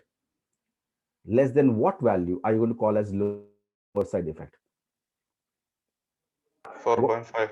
4.5. Perfect. You are correct. Less than 4.5, everything is a defect. Perfect. Comma. What is your process average? 5.1. Perfect. What is your standard deviation for the process? 0.2. 0.2. Comma. Now cumulative, I'll explain what is cumulative, but remember this is default 1. I'll explain what is the 1, what is cumulative. Just remember, it's always going to be 1. That is your lower side defect. Same simple formula. I'll just repeat this once again, just to kind of get this clear. Norm dist for normal distribution. Open the bracket x. Because we're calculating lower side defect, it's asking less than what? Less than 4.5, comma. What is the process average? 5.1, comma. What is the standard deviation? 0.2, comma, 1. 1 is cumulative. I'll explain that. Simple. That's default always. Upper side defect has a small twist, but logic is same. 1 minus norm dist. That's everything remains same. 1 minus norm dist. Open up the bracket. Now, upper side, more than what defect? 5.5. More than 5.5. Then 5.1 is the average, comma, standard deviation is 0.2. Same logic, and cumulative is 1. Simple. The only twist is 1 minus norm dist. That's it. Upper side defect. That's your lower side. That's your upper side. Add them up. Total defect. Lower side plus upper side is your total defect. You want to look into percentage, multiply by 100. That's your defect percentage in this process is 2.41% defect. And what's your yield, the quality of the process? Yield is 1 minus the total defect. That's the yield of the process. You want to look into percentage quality? Yes. Your process is 97.59% quality and 2.41% defect. So that's how you easily calculate this. Now, this is how you can calculate the process quality, because see, you may not be dealing with everyone who understands language of sigma level in your organization. You go and tell somebody, well, my process is at 3.25 sigma. Well, sorry, I don't understand how many defects. It may not make sense to everyone. So yes, you are going to deal with people who may not have knowledge of sigma level. So yes, you have to talk to them in their language, which everyone understands. Yeah, when you're dealing with people who are professionals who have understanding of sigma level, it's good to, but yeah, for general awareness, you should know how to calculate sigma percentages also. So process sigma level, process performance, we should be able to calculate it this way. Now technically we can translate percentages into sigma into everything. Like technically we'll learn about all the like permutation combination, how to do it. But is this okay and clear to everyone? Anyone who's not clear can, Yes. Clear. okay, perfect. Yeah, yeah. Having said that, first thing we would now like to introduce and understand the logic of how sigma level gets calculated in a layman language.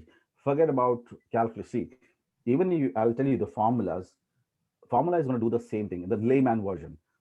Even Minitab, we will learn about Minitab, how to calculate using Minitab also, or you can calculate by hand also.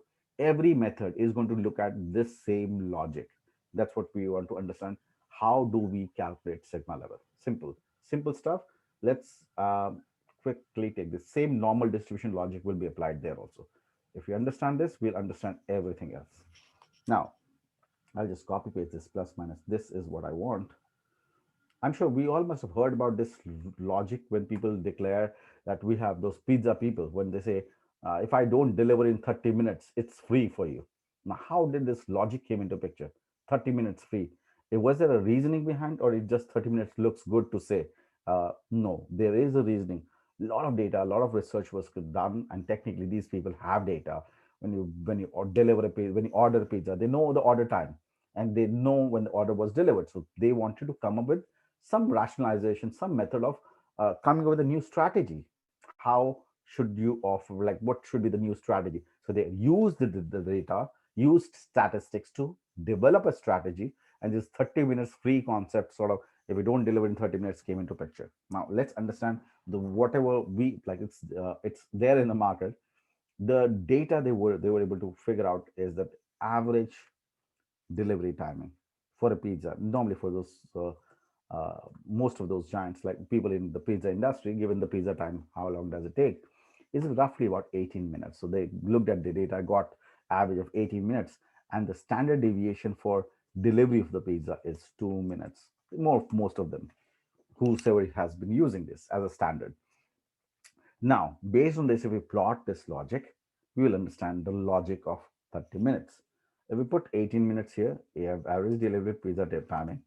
2 minutes added, 20 minutes. 2 minutes added, 22 minutes. 2 minutes added, 24 minutes. If I go back 16 minutes, 14 minutes, and 12 minutes. Now, what does it tell me? That these pizza companies who say we work with this logic, they're sure that they will be able to deliver their 99.7% of the pizzas by 24 minutes. I'm done with 99.7% pizzas. Technically, the only risk I have is 0.3% orders. By now, I will be done. I start from this. The customer is not going to be irritated if I deliver before 12 minutes. Yeah, customer is going to be irritated if I deliver late. What is my risk here? Just 0.3% orders beyond this? Yes, these guys were smart enough to understand and look at the target. So they extended this 4th, 5th, 6th. Look at the standard. They added some more. So 26 minutes, 28 minutes, 30 minutes. That's when you get free, right? So that's where we say, today is your lucky day. You got a free pizza because we were late. Thank you. So it's your lucky day. You get a free pizza beyond this. So that's where free pizza concept comes into picture. 30 minutes is your target. So they have They understand that 99.7, I'm done. So I'm safe there. They have extra cushion of three more standard deviations to cover the risk of 0.3% orders. So 0.3% orders, which is going to be more than 24 minutes. Technically, they have extra cushion here. Only if something spills out of this, well, that's what is the risk, calculated risk. And they know how much also. And now that's what brings us to the basic definition of sigma level. How do we calculate sigma level? What is the sigma level for this process? The basic rule is look at your process average and look at your target. The number of standard deviations you can fit between average and the target is your sigma level. Simplest way to understand a sigma level, how it gets calculated. Minitab will do the same maths. Calculation formula will do the same maths. And that's what you have to understand. Then look at your average of the process, look at the target. The number of standard deviations you can fit: 1, 2, 3, 4, 5, and 6. That's 6 sigma level. That's how it is. And technically, it's more than 6 sigma. We'll understand in a while when we understand.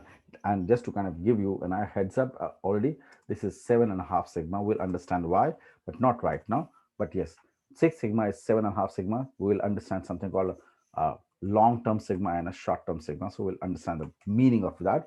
But for now, just take it as 6 sigma. Bottom line, the rule is the number of standard deviations you can fit in is the 6 sigma level. Here we know the number of standard deviations we are able to fit in is 6. 1, 2, 3, 4, 5, 6. Process is 6 sigma level. So you need to know your target and you need to know your average. Just understand how many sigma levels can you fit in. What if they decide that now we will keep a target of 26 minutes? Now I can fit in only 4.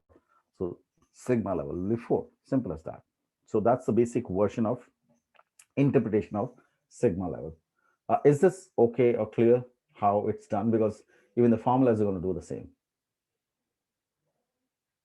Are we okay? Yeah, Shashi, just one question. Mhm. The way you mentioned like number of sigma that can be placed between average and target, Right. usually a sigma level. Mhm. So usually in our processes, like we get the quality target of 95% to deliver, Right. and our average remains somewhere around 98 to 99%. Okay. So in that calculation, how can we fit this method? Or can think of? Percentages will not be the measurable metrics. They will be calculated using DPM method, Okay. the other one, the Snorm-Sinvey method. The percentage, these are like continuous, you're kind of measuring them. Percentages will be like, so you have to use the DPM method there to calculate the defect rate. And from there, you will be able to calculate. Again, DPM, the Norm-Sinvey, again, is based on normal distribution. So yeah, that's how it's still calculating the probability of making a defect. And that's how you calculate sigma level. How So many in different later part, we will understand that how we can calculate what yeah, sigma yeah, yeah. level. So this is like we already started the journey. So yes, we'll basically we're trying to understand the percentage version to calculate it, to look at the now the sigma level. So we have a like Excel sheet. It's there in the training file. Like we have the analyze folder, the capability test folder. We have this file by the name of yield calculation, just to kind of show it to you. Ideally, we're going to create it right now. So, but it's already there. You can put your targets here: lower limit, upper limit, mean, standard deviation. It calculates your yield, it calculates your defect rate, it calculates your sigma level, everything is interlinked. So you can do this maths. What we're trying to do is go from here so we have covered the yield. Now we're getting in here to the sigma level. So you calculate it, you can do this basic math. So technically everything is interlinked. So we're getting there one by one. Now, basic perspective of your percentages part is something which we can definitely we need to know, because we will be dealing with a lot of people who do not understand sigma levels. But yes, for the ones who know sigma level, we need to explain the process performance in sigma level. So for that, we have to first understand something called CP. CP stands for process capability. That's process capability is what we going to be looking at. Now, before we go ahead and discuss the CP, let me sort of tell you very upfront, it is not a very useful metric, because alone CP cannot tell you anything. CP is a part of the syllabus, and it is used in some industries, in some metrics, and there are limitations of CP, and that's how let's understand what is this. CP, it tells us the capability of the process of the process uh, to meet client expectations. Bottom line tells you the capability, not how you are performing. The actual performance, no, sorry. This is like talent. You are able to judge that this person has immense talent, but what do you do with the talent is separate stuff. That's what capability is all about. Capability tells you, oh, probably I have a machine which can produce every day 1000 kilograms. That's the capability. What are you doing? Like probably just taking 20 kilograms out of it. That's the performance. So performance is what we want to understand. That's what is the real thing. The sigma level is the performance. How are you performing? Capability is about telling you what is the possibility, what is the maximum possibility of your process to meet the customer expectation. Unfortunately, it has got a lot of like couple of major limitations, and we'll quickly look at that, and then move on to the sigma level part of it. It's going to sigma level will be a derivative of this, so we need to understand how CP gets calculated. CP is equal to USL minus LSL divided by 6 standard deviation. That's how we calculate CP. Process capability is calculated as USL and LSL minus 6 standard deviation. So before I explain this, let me tell you the limitation upfront. There are challenges with this. Number one, you cannot calculate CP if you don't have both side limits. You cannot. And trust, there are so many metrics, you don't have two side limits. Let's take a simple example. Sales. Would you get a target from your client as minimum target or maximum target in sales? LSL or USL? Lower minimum target. Absolutely. Say LSL, minimum $10,000 you have to do. If you don't do it, you're fired. Well, would anyone fire you for doing extra sales? No, you'll be rewarded. No customer in sales world will ever give you maximum limit. Higher the better. You're my best person. Well, I'll give you extra incentive. Well, if you don't do deliver minimum, you're a bad performer. So LSL, minimum limit. If you don't deliver this, it's a problem. Sales come with only one-sided limit. Let's take another example. Quality. We talked about quality. Well, client says, I need a minimum 90 minimum. I know which is I've kind of said minimum 90%. That is what is LSL. Well, will ever client penalize you for giving you more quality? No. Upper limit means crossing, it's a defect. Lower limit is if we don't achieve that, that's a defect. So the bottom line, if you don't deliver 90% quality, then I have a problem with you. More is the better. I will never give you upper limit. Higher the quality, give you 100%. I don't mind. But nobody would define an upper limit for such a thing. Okay, let's take an example. Delivery time. Well, the client gives you a delivery time of 15 days. Is it minimum or maximum? USL or LSL? LSL, USL. USL, yes. It's USL. Maximum USL. 15 days. Yeah. You have 15 days to complete this. If you don't, if you can do it now, well, I'll be very happy. Well, that's not a problem. Give it to me right now. Well, if you cross 15, then you have a problem. Yes, upper limit only, no lower limit in such a case. Like a defect. Well, I might say, well, I will permit maximum 5% Maximum defect. defect. Yeah. USL. That's what. Lot of metrics. You don't get single like double. Where do you get double side limits? Technically, when you're making a physical product, like the marker I was talking about, you get dimensions. Then we look at plus minus sort of thing. Or otherwise, be it manufacturing or service industry, there are a lot of things. So, are we talking about delivery time? Is it in manufacturing? Yes. We have in service industry, or for that matter, manufacturing. We have delivery time, and cycle time, processing time. Like a lot of metrics are there. Quality, defect, it's all in every industry. You have a lot of metrics where you can't get two side. You can't get two side, then you can't calculate. It says USL minus LSL. You need both to calculate this. You know that need the tolerance here. You need both of it. You can't calculate CP for any of these metrics. Technically, a lot of metrics you cannot calculate unless until you are making a few physical product which has dimensions, or like sort of temperature, when you have to maintain temperature like between 10 degrees and 40 degrees, that's when you know there is a limit. Minimum 10, maximum, otherwise it will be too cold or it will be too hot. So then you get limits. That's what is when you have two side limits. Otherwise, you, for most of the things, you only get single side. So sorry, you cannot calculate capability for such metrics. That's done. Secondly, the biggest limit is you cannot calculate performance level. You don't know how you're performing looking at CP. Why? Because it does not have mean in the formula. So bottom line, there's no mean in the formula. Now let's understand this simply. Basically, it just tells you the limitations. Like, so it just tells you how your process is planned out long. Technically, whatever values you get here, if you calculate and get the values of CP, if thumb rule, this is what you have to keep in mind. So CP, if value comes as less than one, So see, then yes, I'm yes.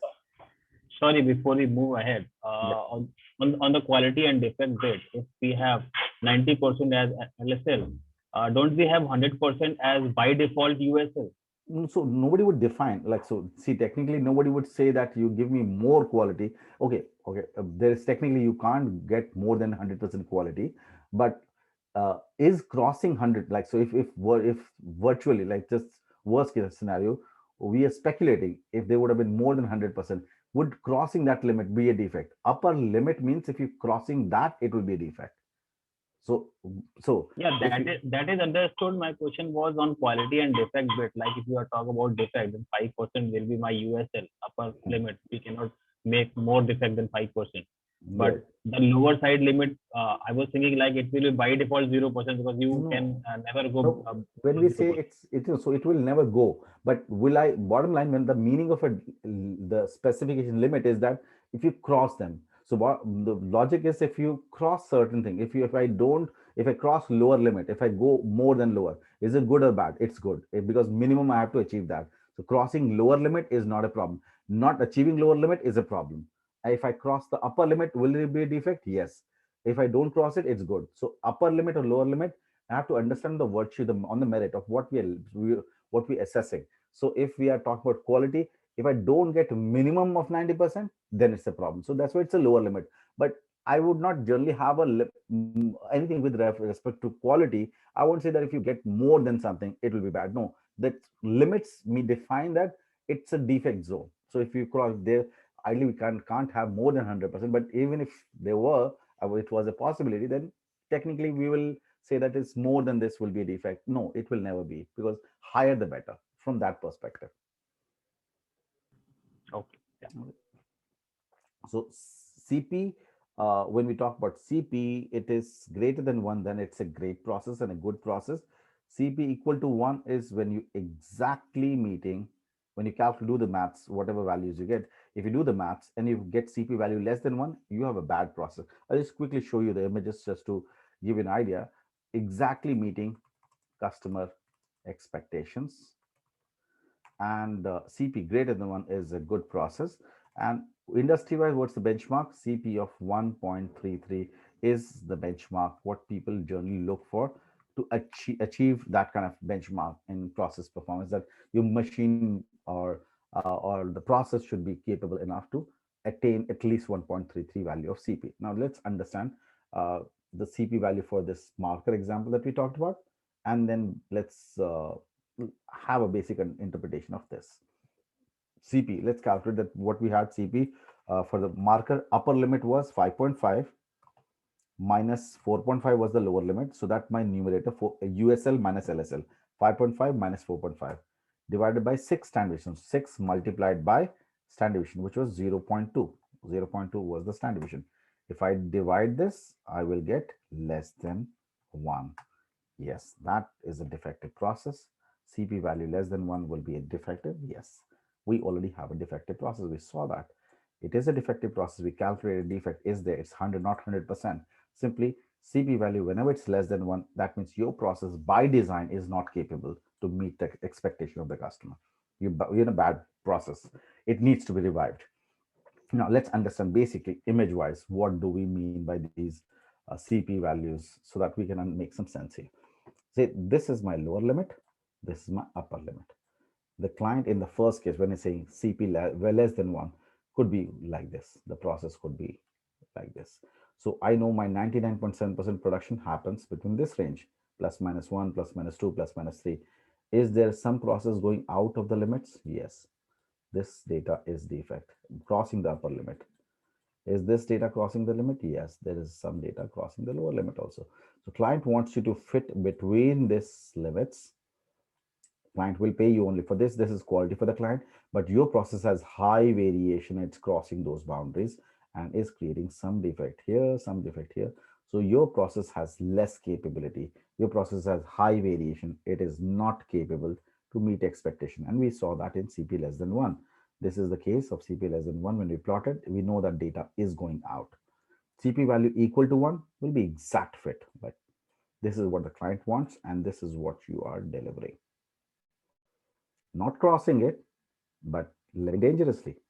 Right there, if something goes wrong, sorry, even a slight variation happens, something, seasonality, people, sort of anything, you are right on there. So yes, you can create defect anytime. So it's right there, not crossing the boundaries, but you can't be very happy about that because you can create defect any day.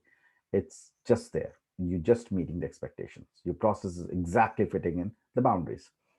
What you would like to see is a process like this. This is your process, like limits, and this should be your process, which is like 99.7 is right here. You have extra cushion here. You have extra cushion here. Well, even if there's a variation in the process and it process shifts a little, well, still you are fine.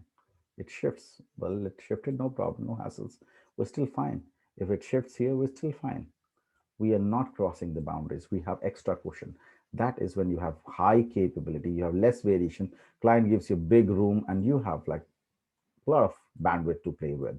You are not going to cross those boundaries. That's what is CP greater than one. That your process has less variation, client is giving you more space. It's like in this case, I would sort of in a layman language, this is sort of my garage where I can fit in a car and I am trying to fit in a truck. It's crossing those boundaries and breaking the walls. This is my garage and I'm fitting in a car and just fitting in fine, but it's prone to scratches. Why? Because it's just fitting in absolute perfect fit. Ideally, if I'm parking in my bike in the car in a garage, I have so much of like room on the each side. That's what I want. A car, a bike which has got less like spread out. Yes, that's what my variation is less. That's what I'm looking at. This is my garage, lower side, upper side, and I might be able to park it easily. If today I park it here, today next day I park it here. Doesn't matter. I will have some space to play with. So that's what CP values are all about. Are we okay with this now? Maybe we'll move on to then sigma level otherwise. Yeah. Okay.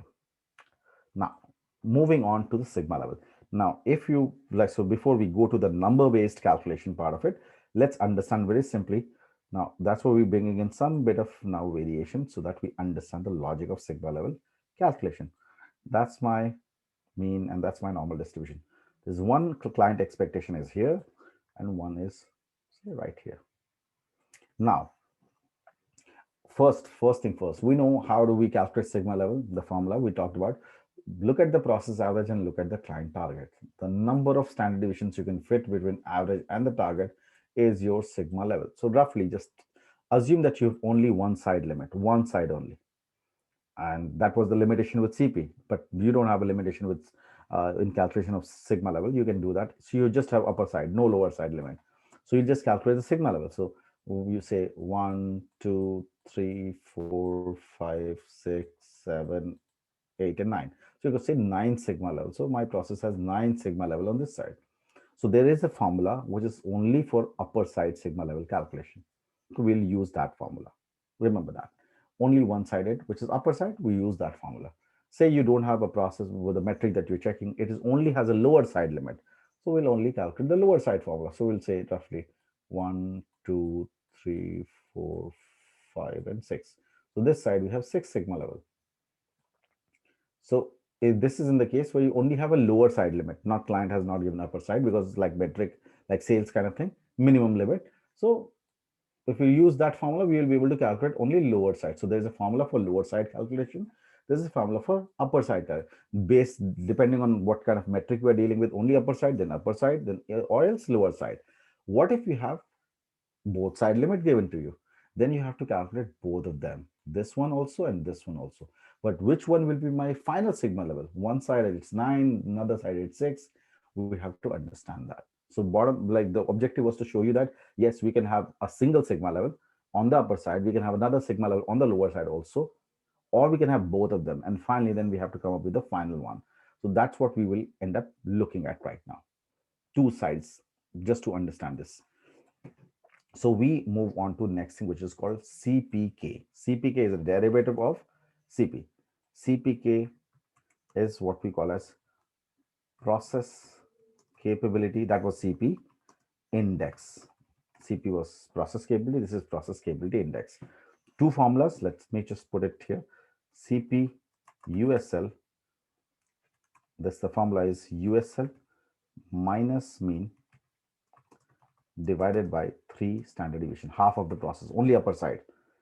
And the other formula is CP LSL, which is LSL minus mean divided by 3 standard deviation. I will plug in the values, we'll calculate it.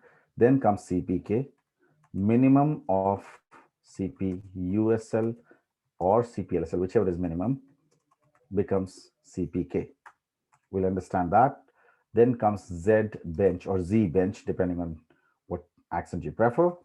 We call this a ZLT or ZLT, or you call it as a long-term sigma. We'll understand what's the meaning of that. These are synonyms: Z bench or Z bench, ZLT, or long-term sigma. Meaning is same. How do we get that? Whatever CP you have calculated, multiply this with 3. You'll get your long-term sigma. Then comes ZST, or you can call it as current sigma, or you call it as short-term sigma, meaning is same. We'll understand that bit of it. But once you've calculated long-term sigma plus fixed value of 1.5 will give you current sigma. So we'll calculate that all of it right away for the same marker example, and let's understand the basic formula. So we had USL minus mean. USL was 5.5, mean was 5.1 minus 5.1. So I did USL minus mean, that's one area. Then 3 standard deviation. So 3 multiplied by 0.2 standard deviation. So this divided by this will give me the upper side capability, which is this. Then LSL, my bad, I have kind of messed up with the formula. Sorry about that. This is mean minus LSL. That's what I was wondering why I did it. Why is it looking weird? Okay, mean is 5.1 minus LSL, which is 4.5. That's my top numerator, and the denominator is 3 standard deviation, 3 multiplied by 0.2. So we divide this by this, we get upper side sigma capability, we got lower side capability. We got that calculated, CP LSL, CP USL. This is the capability of the process toward upper and lower. Now, minimum becomes the CPK. Whichever is minimum, that becomes CPK. Now, quick thing, we just got to keep this in mind. If your business has only upper side, then you will use this formula only, and that will become CPK because there will be nothing to choose from. No LSL, because client gives you, if your business is like a 50 turnaround time, maximum limit, defect limit, you only have upper side. So you will only calculate this, and that will become CPK because there will be no choice. If your business is like, your metric is like sales, quality, where there's only minimum required, client only gives you LSL. So you calculate this formula, and then that becomes CPK. But when you have something like this, where you have upper and lower, you have to calculate both, and minimum will become CPK because now you have a choice. Whatever you get as CPK, multiply it with 3. That's your long term. I'll explain that. What's that? And you'll add 1.5 on with the long term. That is fixed. That's your current sigma level. Now, just to kind of elaborate and explain this is the actual sigma level. This is what we can use as reporting sigma level. So when people say 6 sigma, which is this, we always say 6 sigma, this is the reporting sigma. In reality, it's 4.5 sigma level. Now we'll understand what is the logic. Technically, there's no other logic. When Motorola people created this Six Sigma process, they analyzed a lot of process, and they saw that with time, everything sort of changes. Like the small shift and drift happens in every process. So they saw that on an average, uh, processes deviated about 1.5 sigma. So they created a new version called a current sigma out of it, and then said like the change between a long term and a short term sigma, calculated sigma, and the future the current sigma will be a 1.5. Technically, the process performance remains the same. So either you say, bottom line, if you say 6 sigma, we don't say current because the culture is reporting. When you say somebody is saying sigma level, remember 1.5 has been added. It's a reporting sigma. So 1.466 sigma process is same as 4.5 long-term sigma. This is same as 3.4 defects per million opportunity, or you say 99.99966% quality, meaning is same, and we can validate that also. But yeah, just quickly have a look at norms in V formula. If you remember, 1 minus 3.4 defects, that's what we say, 3.4 defects per million opportunity. If I don't add 1.5, look at this, sorry, 3.4 defects per million opportunity, 3.4 defects per million opportunity, sigma level 4.5. This is sigma level. We add 1.5, it becomes 6 sigma. So 3.4 defects per million opportunity, which we say is 6 sigma, is actually 4.5 sigma. To further validate it, just quick check. In the folder in analyze fields, you have a Z table or Z table. This is sigma level table. This is all long-term table. No formula will give you current sigma level. Minitab will always give you long-term. Everything gives you long-term. This table is also, this is G's data, sigma level table, and this also is all about long-term. Or because manual addition of 1.5 is very debatable. A lot of people have divided globally. People have divided in 2 blocks. One says it's illogical. I'm one of them who says it's illogical. Technically, the actual sigma level. See, if you say 1 hour or you say 60 minutes, the performance that actually doesn't change. So either you say 4.5 long term, or you say 6 sigma current, meaning number of defects still remains the same. Quality still remains the same. If you want to validate it, let's have a quick look. This is sigma level table. Sigma level table. Have a look at this. 4.5 sigma. Look at this. 3.40 E006. How do you read such tables? 3.40 E006. If I go back here, I write it down. 3.40 E006. What is the sigma level? It says 3.4 defects. That's what it means. And E006 means exponential 6. So 10 to the power 6. That's what it says. 3.4 defects, or the easy or absolute layman language, 3.4, just 3.4. 1 followed by how many zeros will be given by here? 6 zeros. 1, 2, 3, 4, 5, 6. That's what is 6 sigma. 3.4 defects per million. If we want to pick randomly some other number, we can pick it up. Let's say we want to find out what is the sigma. Okay, let's randomly pick some number. We have a reported sigma, current sigma level. So we want to know what is the number of defect will somebody make at 5.23 sigma. Well, so we know 5.23 is the current, which is 1.5 has been added. So what is the long term? Minus 1.5 less. This is my long term.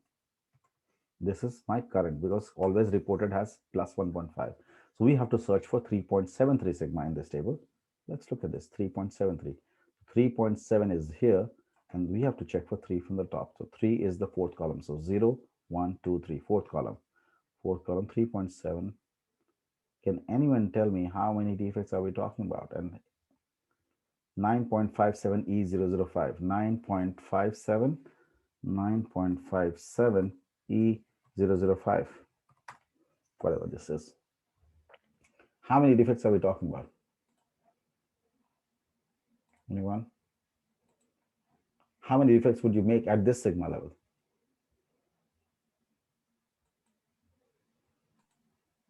How do we read this? Anyone wants to pitch in? Sir, is it 95 defects per 9.57 million. per 100,000? Because it's just Mm, raised to the power of 5. absolutely correct. You are correct. Absolutely, yes. 9.57 defects out of 10 to the power 5. So, or in a simple layman language, 9.57, then 1 followed by how many zeros? 5 zeros. So 4, 5. That's what we have. That's your defect rate. Anything for you have this. This is already in the analyze phase folder. You can calculate sigma level for anything. It's all in here. And you want to do a reverse calculation using normdest, you can still get this 9.57 defects. You want to do a reverse calculation, you can find this norm sin v 1 minus 9 point, well, open up the bracket, 9.57 10 to the power 5. Look at the long-term sigma. Just calculate this long-term sigma here. This is 3.73. That's what we're getting here. 3.73. Same stuff. You add 1.5, it becomes current sigma. So I hope this basic interpretation is clear to everyone. How And do we calculate? can you please tell again that how you check this 3.7 in the table? Okay. In the- How do, yes. okay. It is, it's like a log table. So whatever is like first decimal place is here. 3.7 is here, 3.70. And then we need 3.73. So we will have to check. This is 3.70, 3.71, 3.72, this is 3.73. 3 version is here. So you need to go down here and find 3.73 is it right here. This is the one. Okay. And one more thing, just when I kind of upload this file, again, just for practice, we have so I hope the calculation part is understood to everyone. Like how do we calculate this sigma level?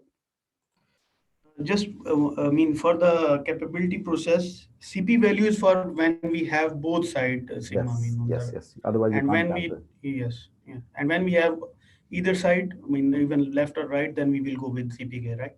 Yes, absolutely. CP will just be giving you capability. Still, you need CPK for calculation. Like here, both side limits are given. Still, you need CPK to understand how is your performance. You still need to calculate process. Sigma level will be calculated using CPK only. CPK will give you sigma level.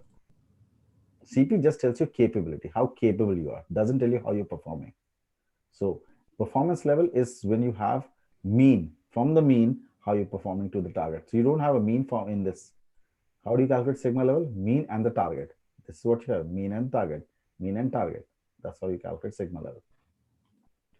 And if you, there's some examples just for practice, just to have a look at it. Do go through this. Again, this is going to give you an idea about the head of sales department wants to estimate sigma level. Minimum expected sales is $10,000.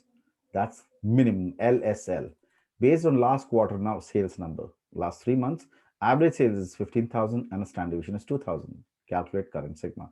So we did 15,000 is average, 2,000 standard deviation. So plus 2,000, plus 2,000, plus 2,000, minus 2, minus 2, minus 2. That's what we got normal distribution. You had only LSL, so we use the lower side formula. Mean minus LSL, we got this value. 3 standard deviation, so on and so forth. We got this value. That became CPK by default. CPK into 3 gave me long term, and plus 1.5 is current sigma. Now, if you see 2.5 sigma is the long term, that means 2.5 standard deviations I can fit between average and mean. Look at this. That's what it is, even by virtual view of it. 9,000, 10,000. And for 10 to 11 is half. And let's see, 11, how many standard deviation? One standard deviation is 13 to 15, 1. 11 to 13 is another 2 standard deviation, and this is 10 to 1. So this is half sigma. So 1 sigma, 2 sigma, and 2.5 sigma. Even by looks of it, you know how many, what's the sigma level. So 2.5 sigma is a sigma level here. And plus 1.5 will give you current. This one has upper limit. This one has upper limit. This is about some delivery time of the process. So you only have upper limit given to you, which you will be able to look at and like have like this will sort of give you a clear idea. And the next question has both limits. So just that was only up lower. This is upper. This has got both side limit with a tolerance plus minus. So you have to calculate both of them, find the CPK minimum of them, and finally, and then you have some more examples. So you can delete this. What I'm going to do is right now, when you have understood that, I am deleting this right now for you to calculate on your own. There's some examples for you to solve this. So there's some small sort of data, and you need to calculate sigma level for all of them. So once you've done this bit of sort of practice, just do this so that you get absolutely clear about the sigma level calculation.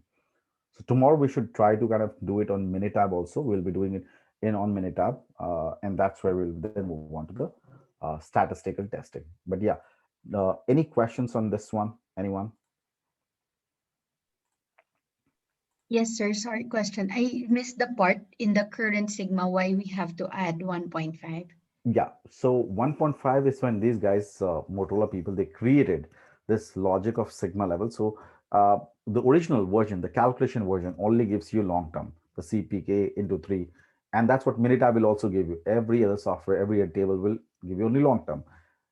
These people from Motorola, when they came up this logic, they analyzed a lot of process. When sigma level was implemented, they saw that the processes, various processes, like sort of they deviated, plus minus it happened with the process, and on an average the shift and drift in the sigma level was about on an average 1.5. So it was not same for all the process, but on an average a process deviated about 1.5.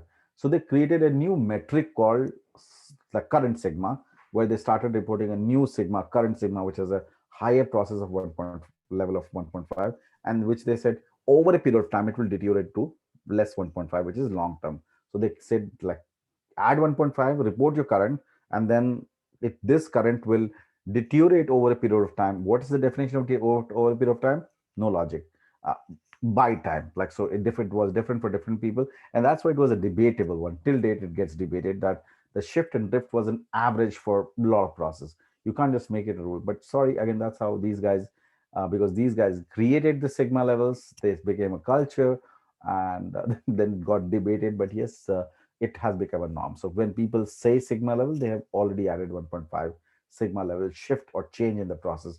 So they always say current is higher and the future will be less, because everything deteriorates with time. So always today you will be higher at higher sigma, and over a period of time it will lose about 1.5 sigma. That's the logic they come up with. Is that okay? Thank you very much. All right, thank you. So I'll be placing this file. Do try to practice this when if you get some time, and we'll take it up from here tomorrow. I guess we will line up for tomorrow, right? Yes, we have it. So that's pretty much for today. I guess we do practice, but if in case you get some time, just try to solve this one. This will be good. Yes, Srinivasan, you have a question?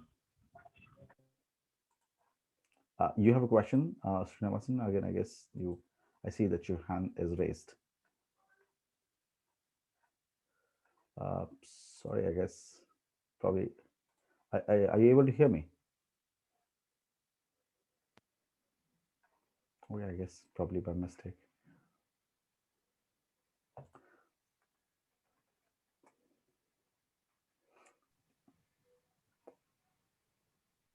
Anyone has any other question? So like else we shall call it a day. No, Shashi. All right then. Not now. We'll do calculation and then. Perfect. Perfect. All right. Take care then. Thanks a lot, everyone, and let's catch up tomorrow. Yeah. Thank you. All right. Thank you. Take care. Thank you. Thanks. Thank you. Thanks. Thank you. Bye-bye.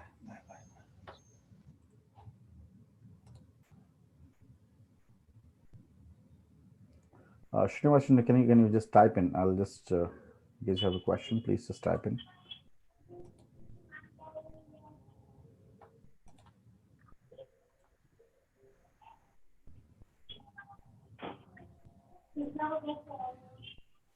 Exam pattern, it's like more, not this much, but yes, basic CPK sort of thing can come in.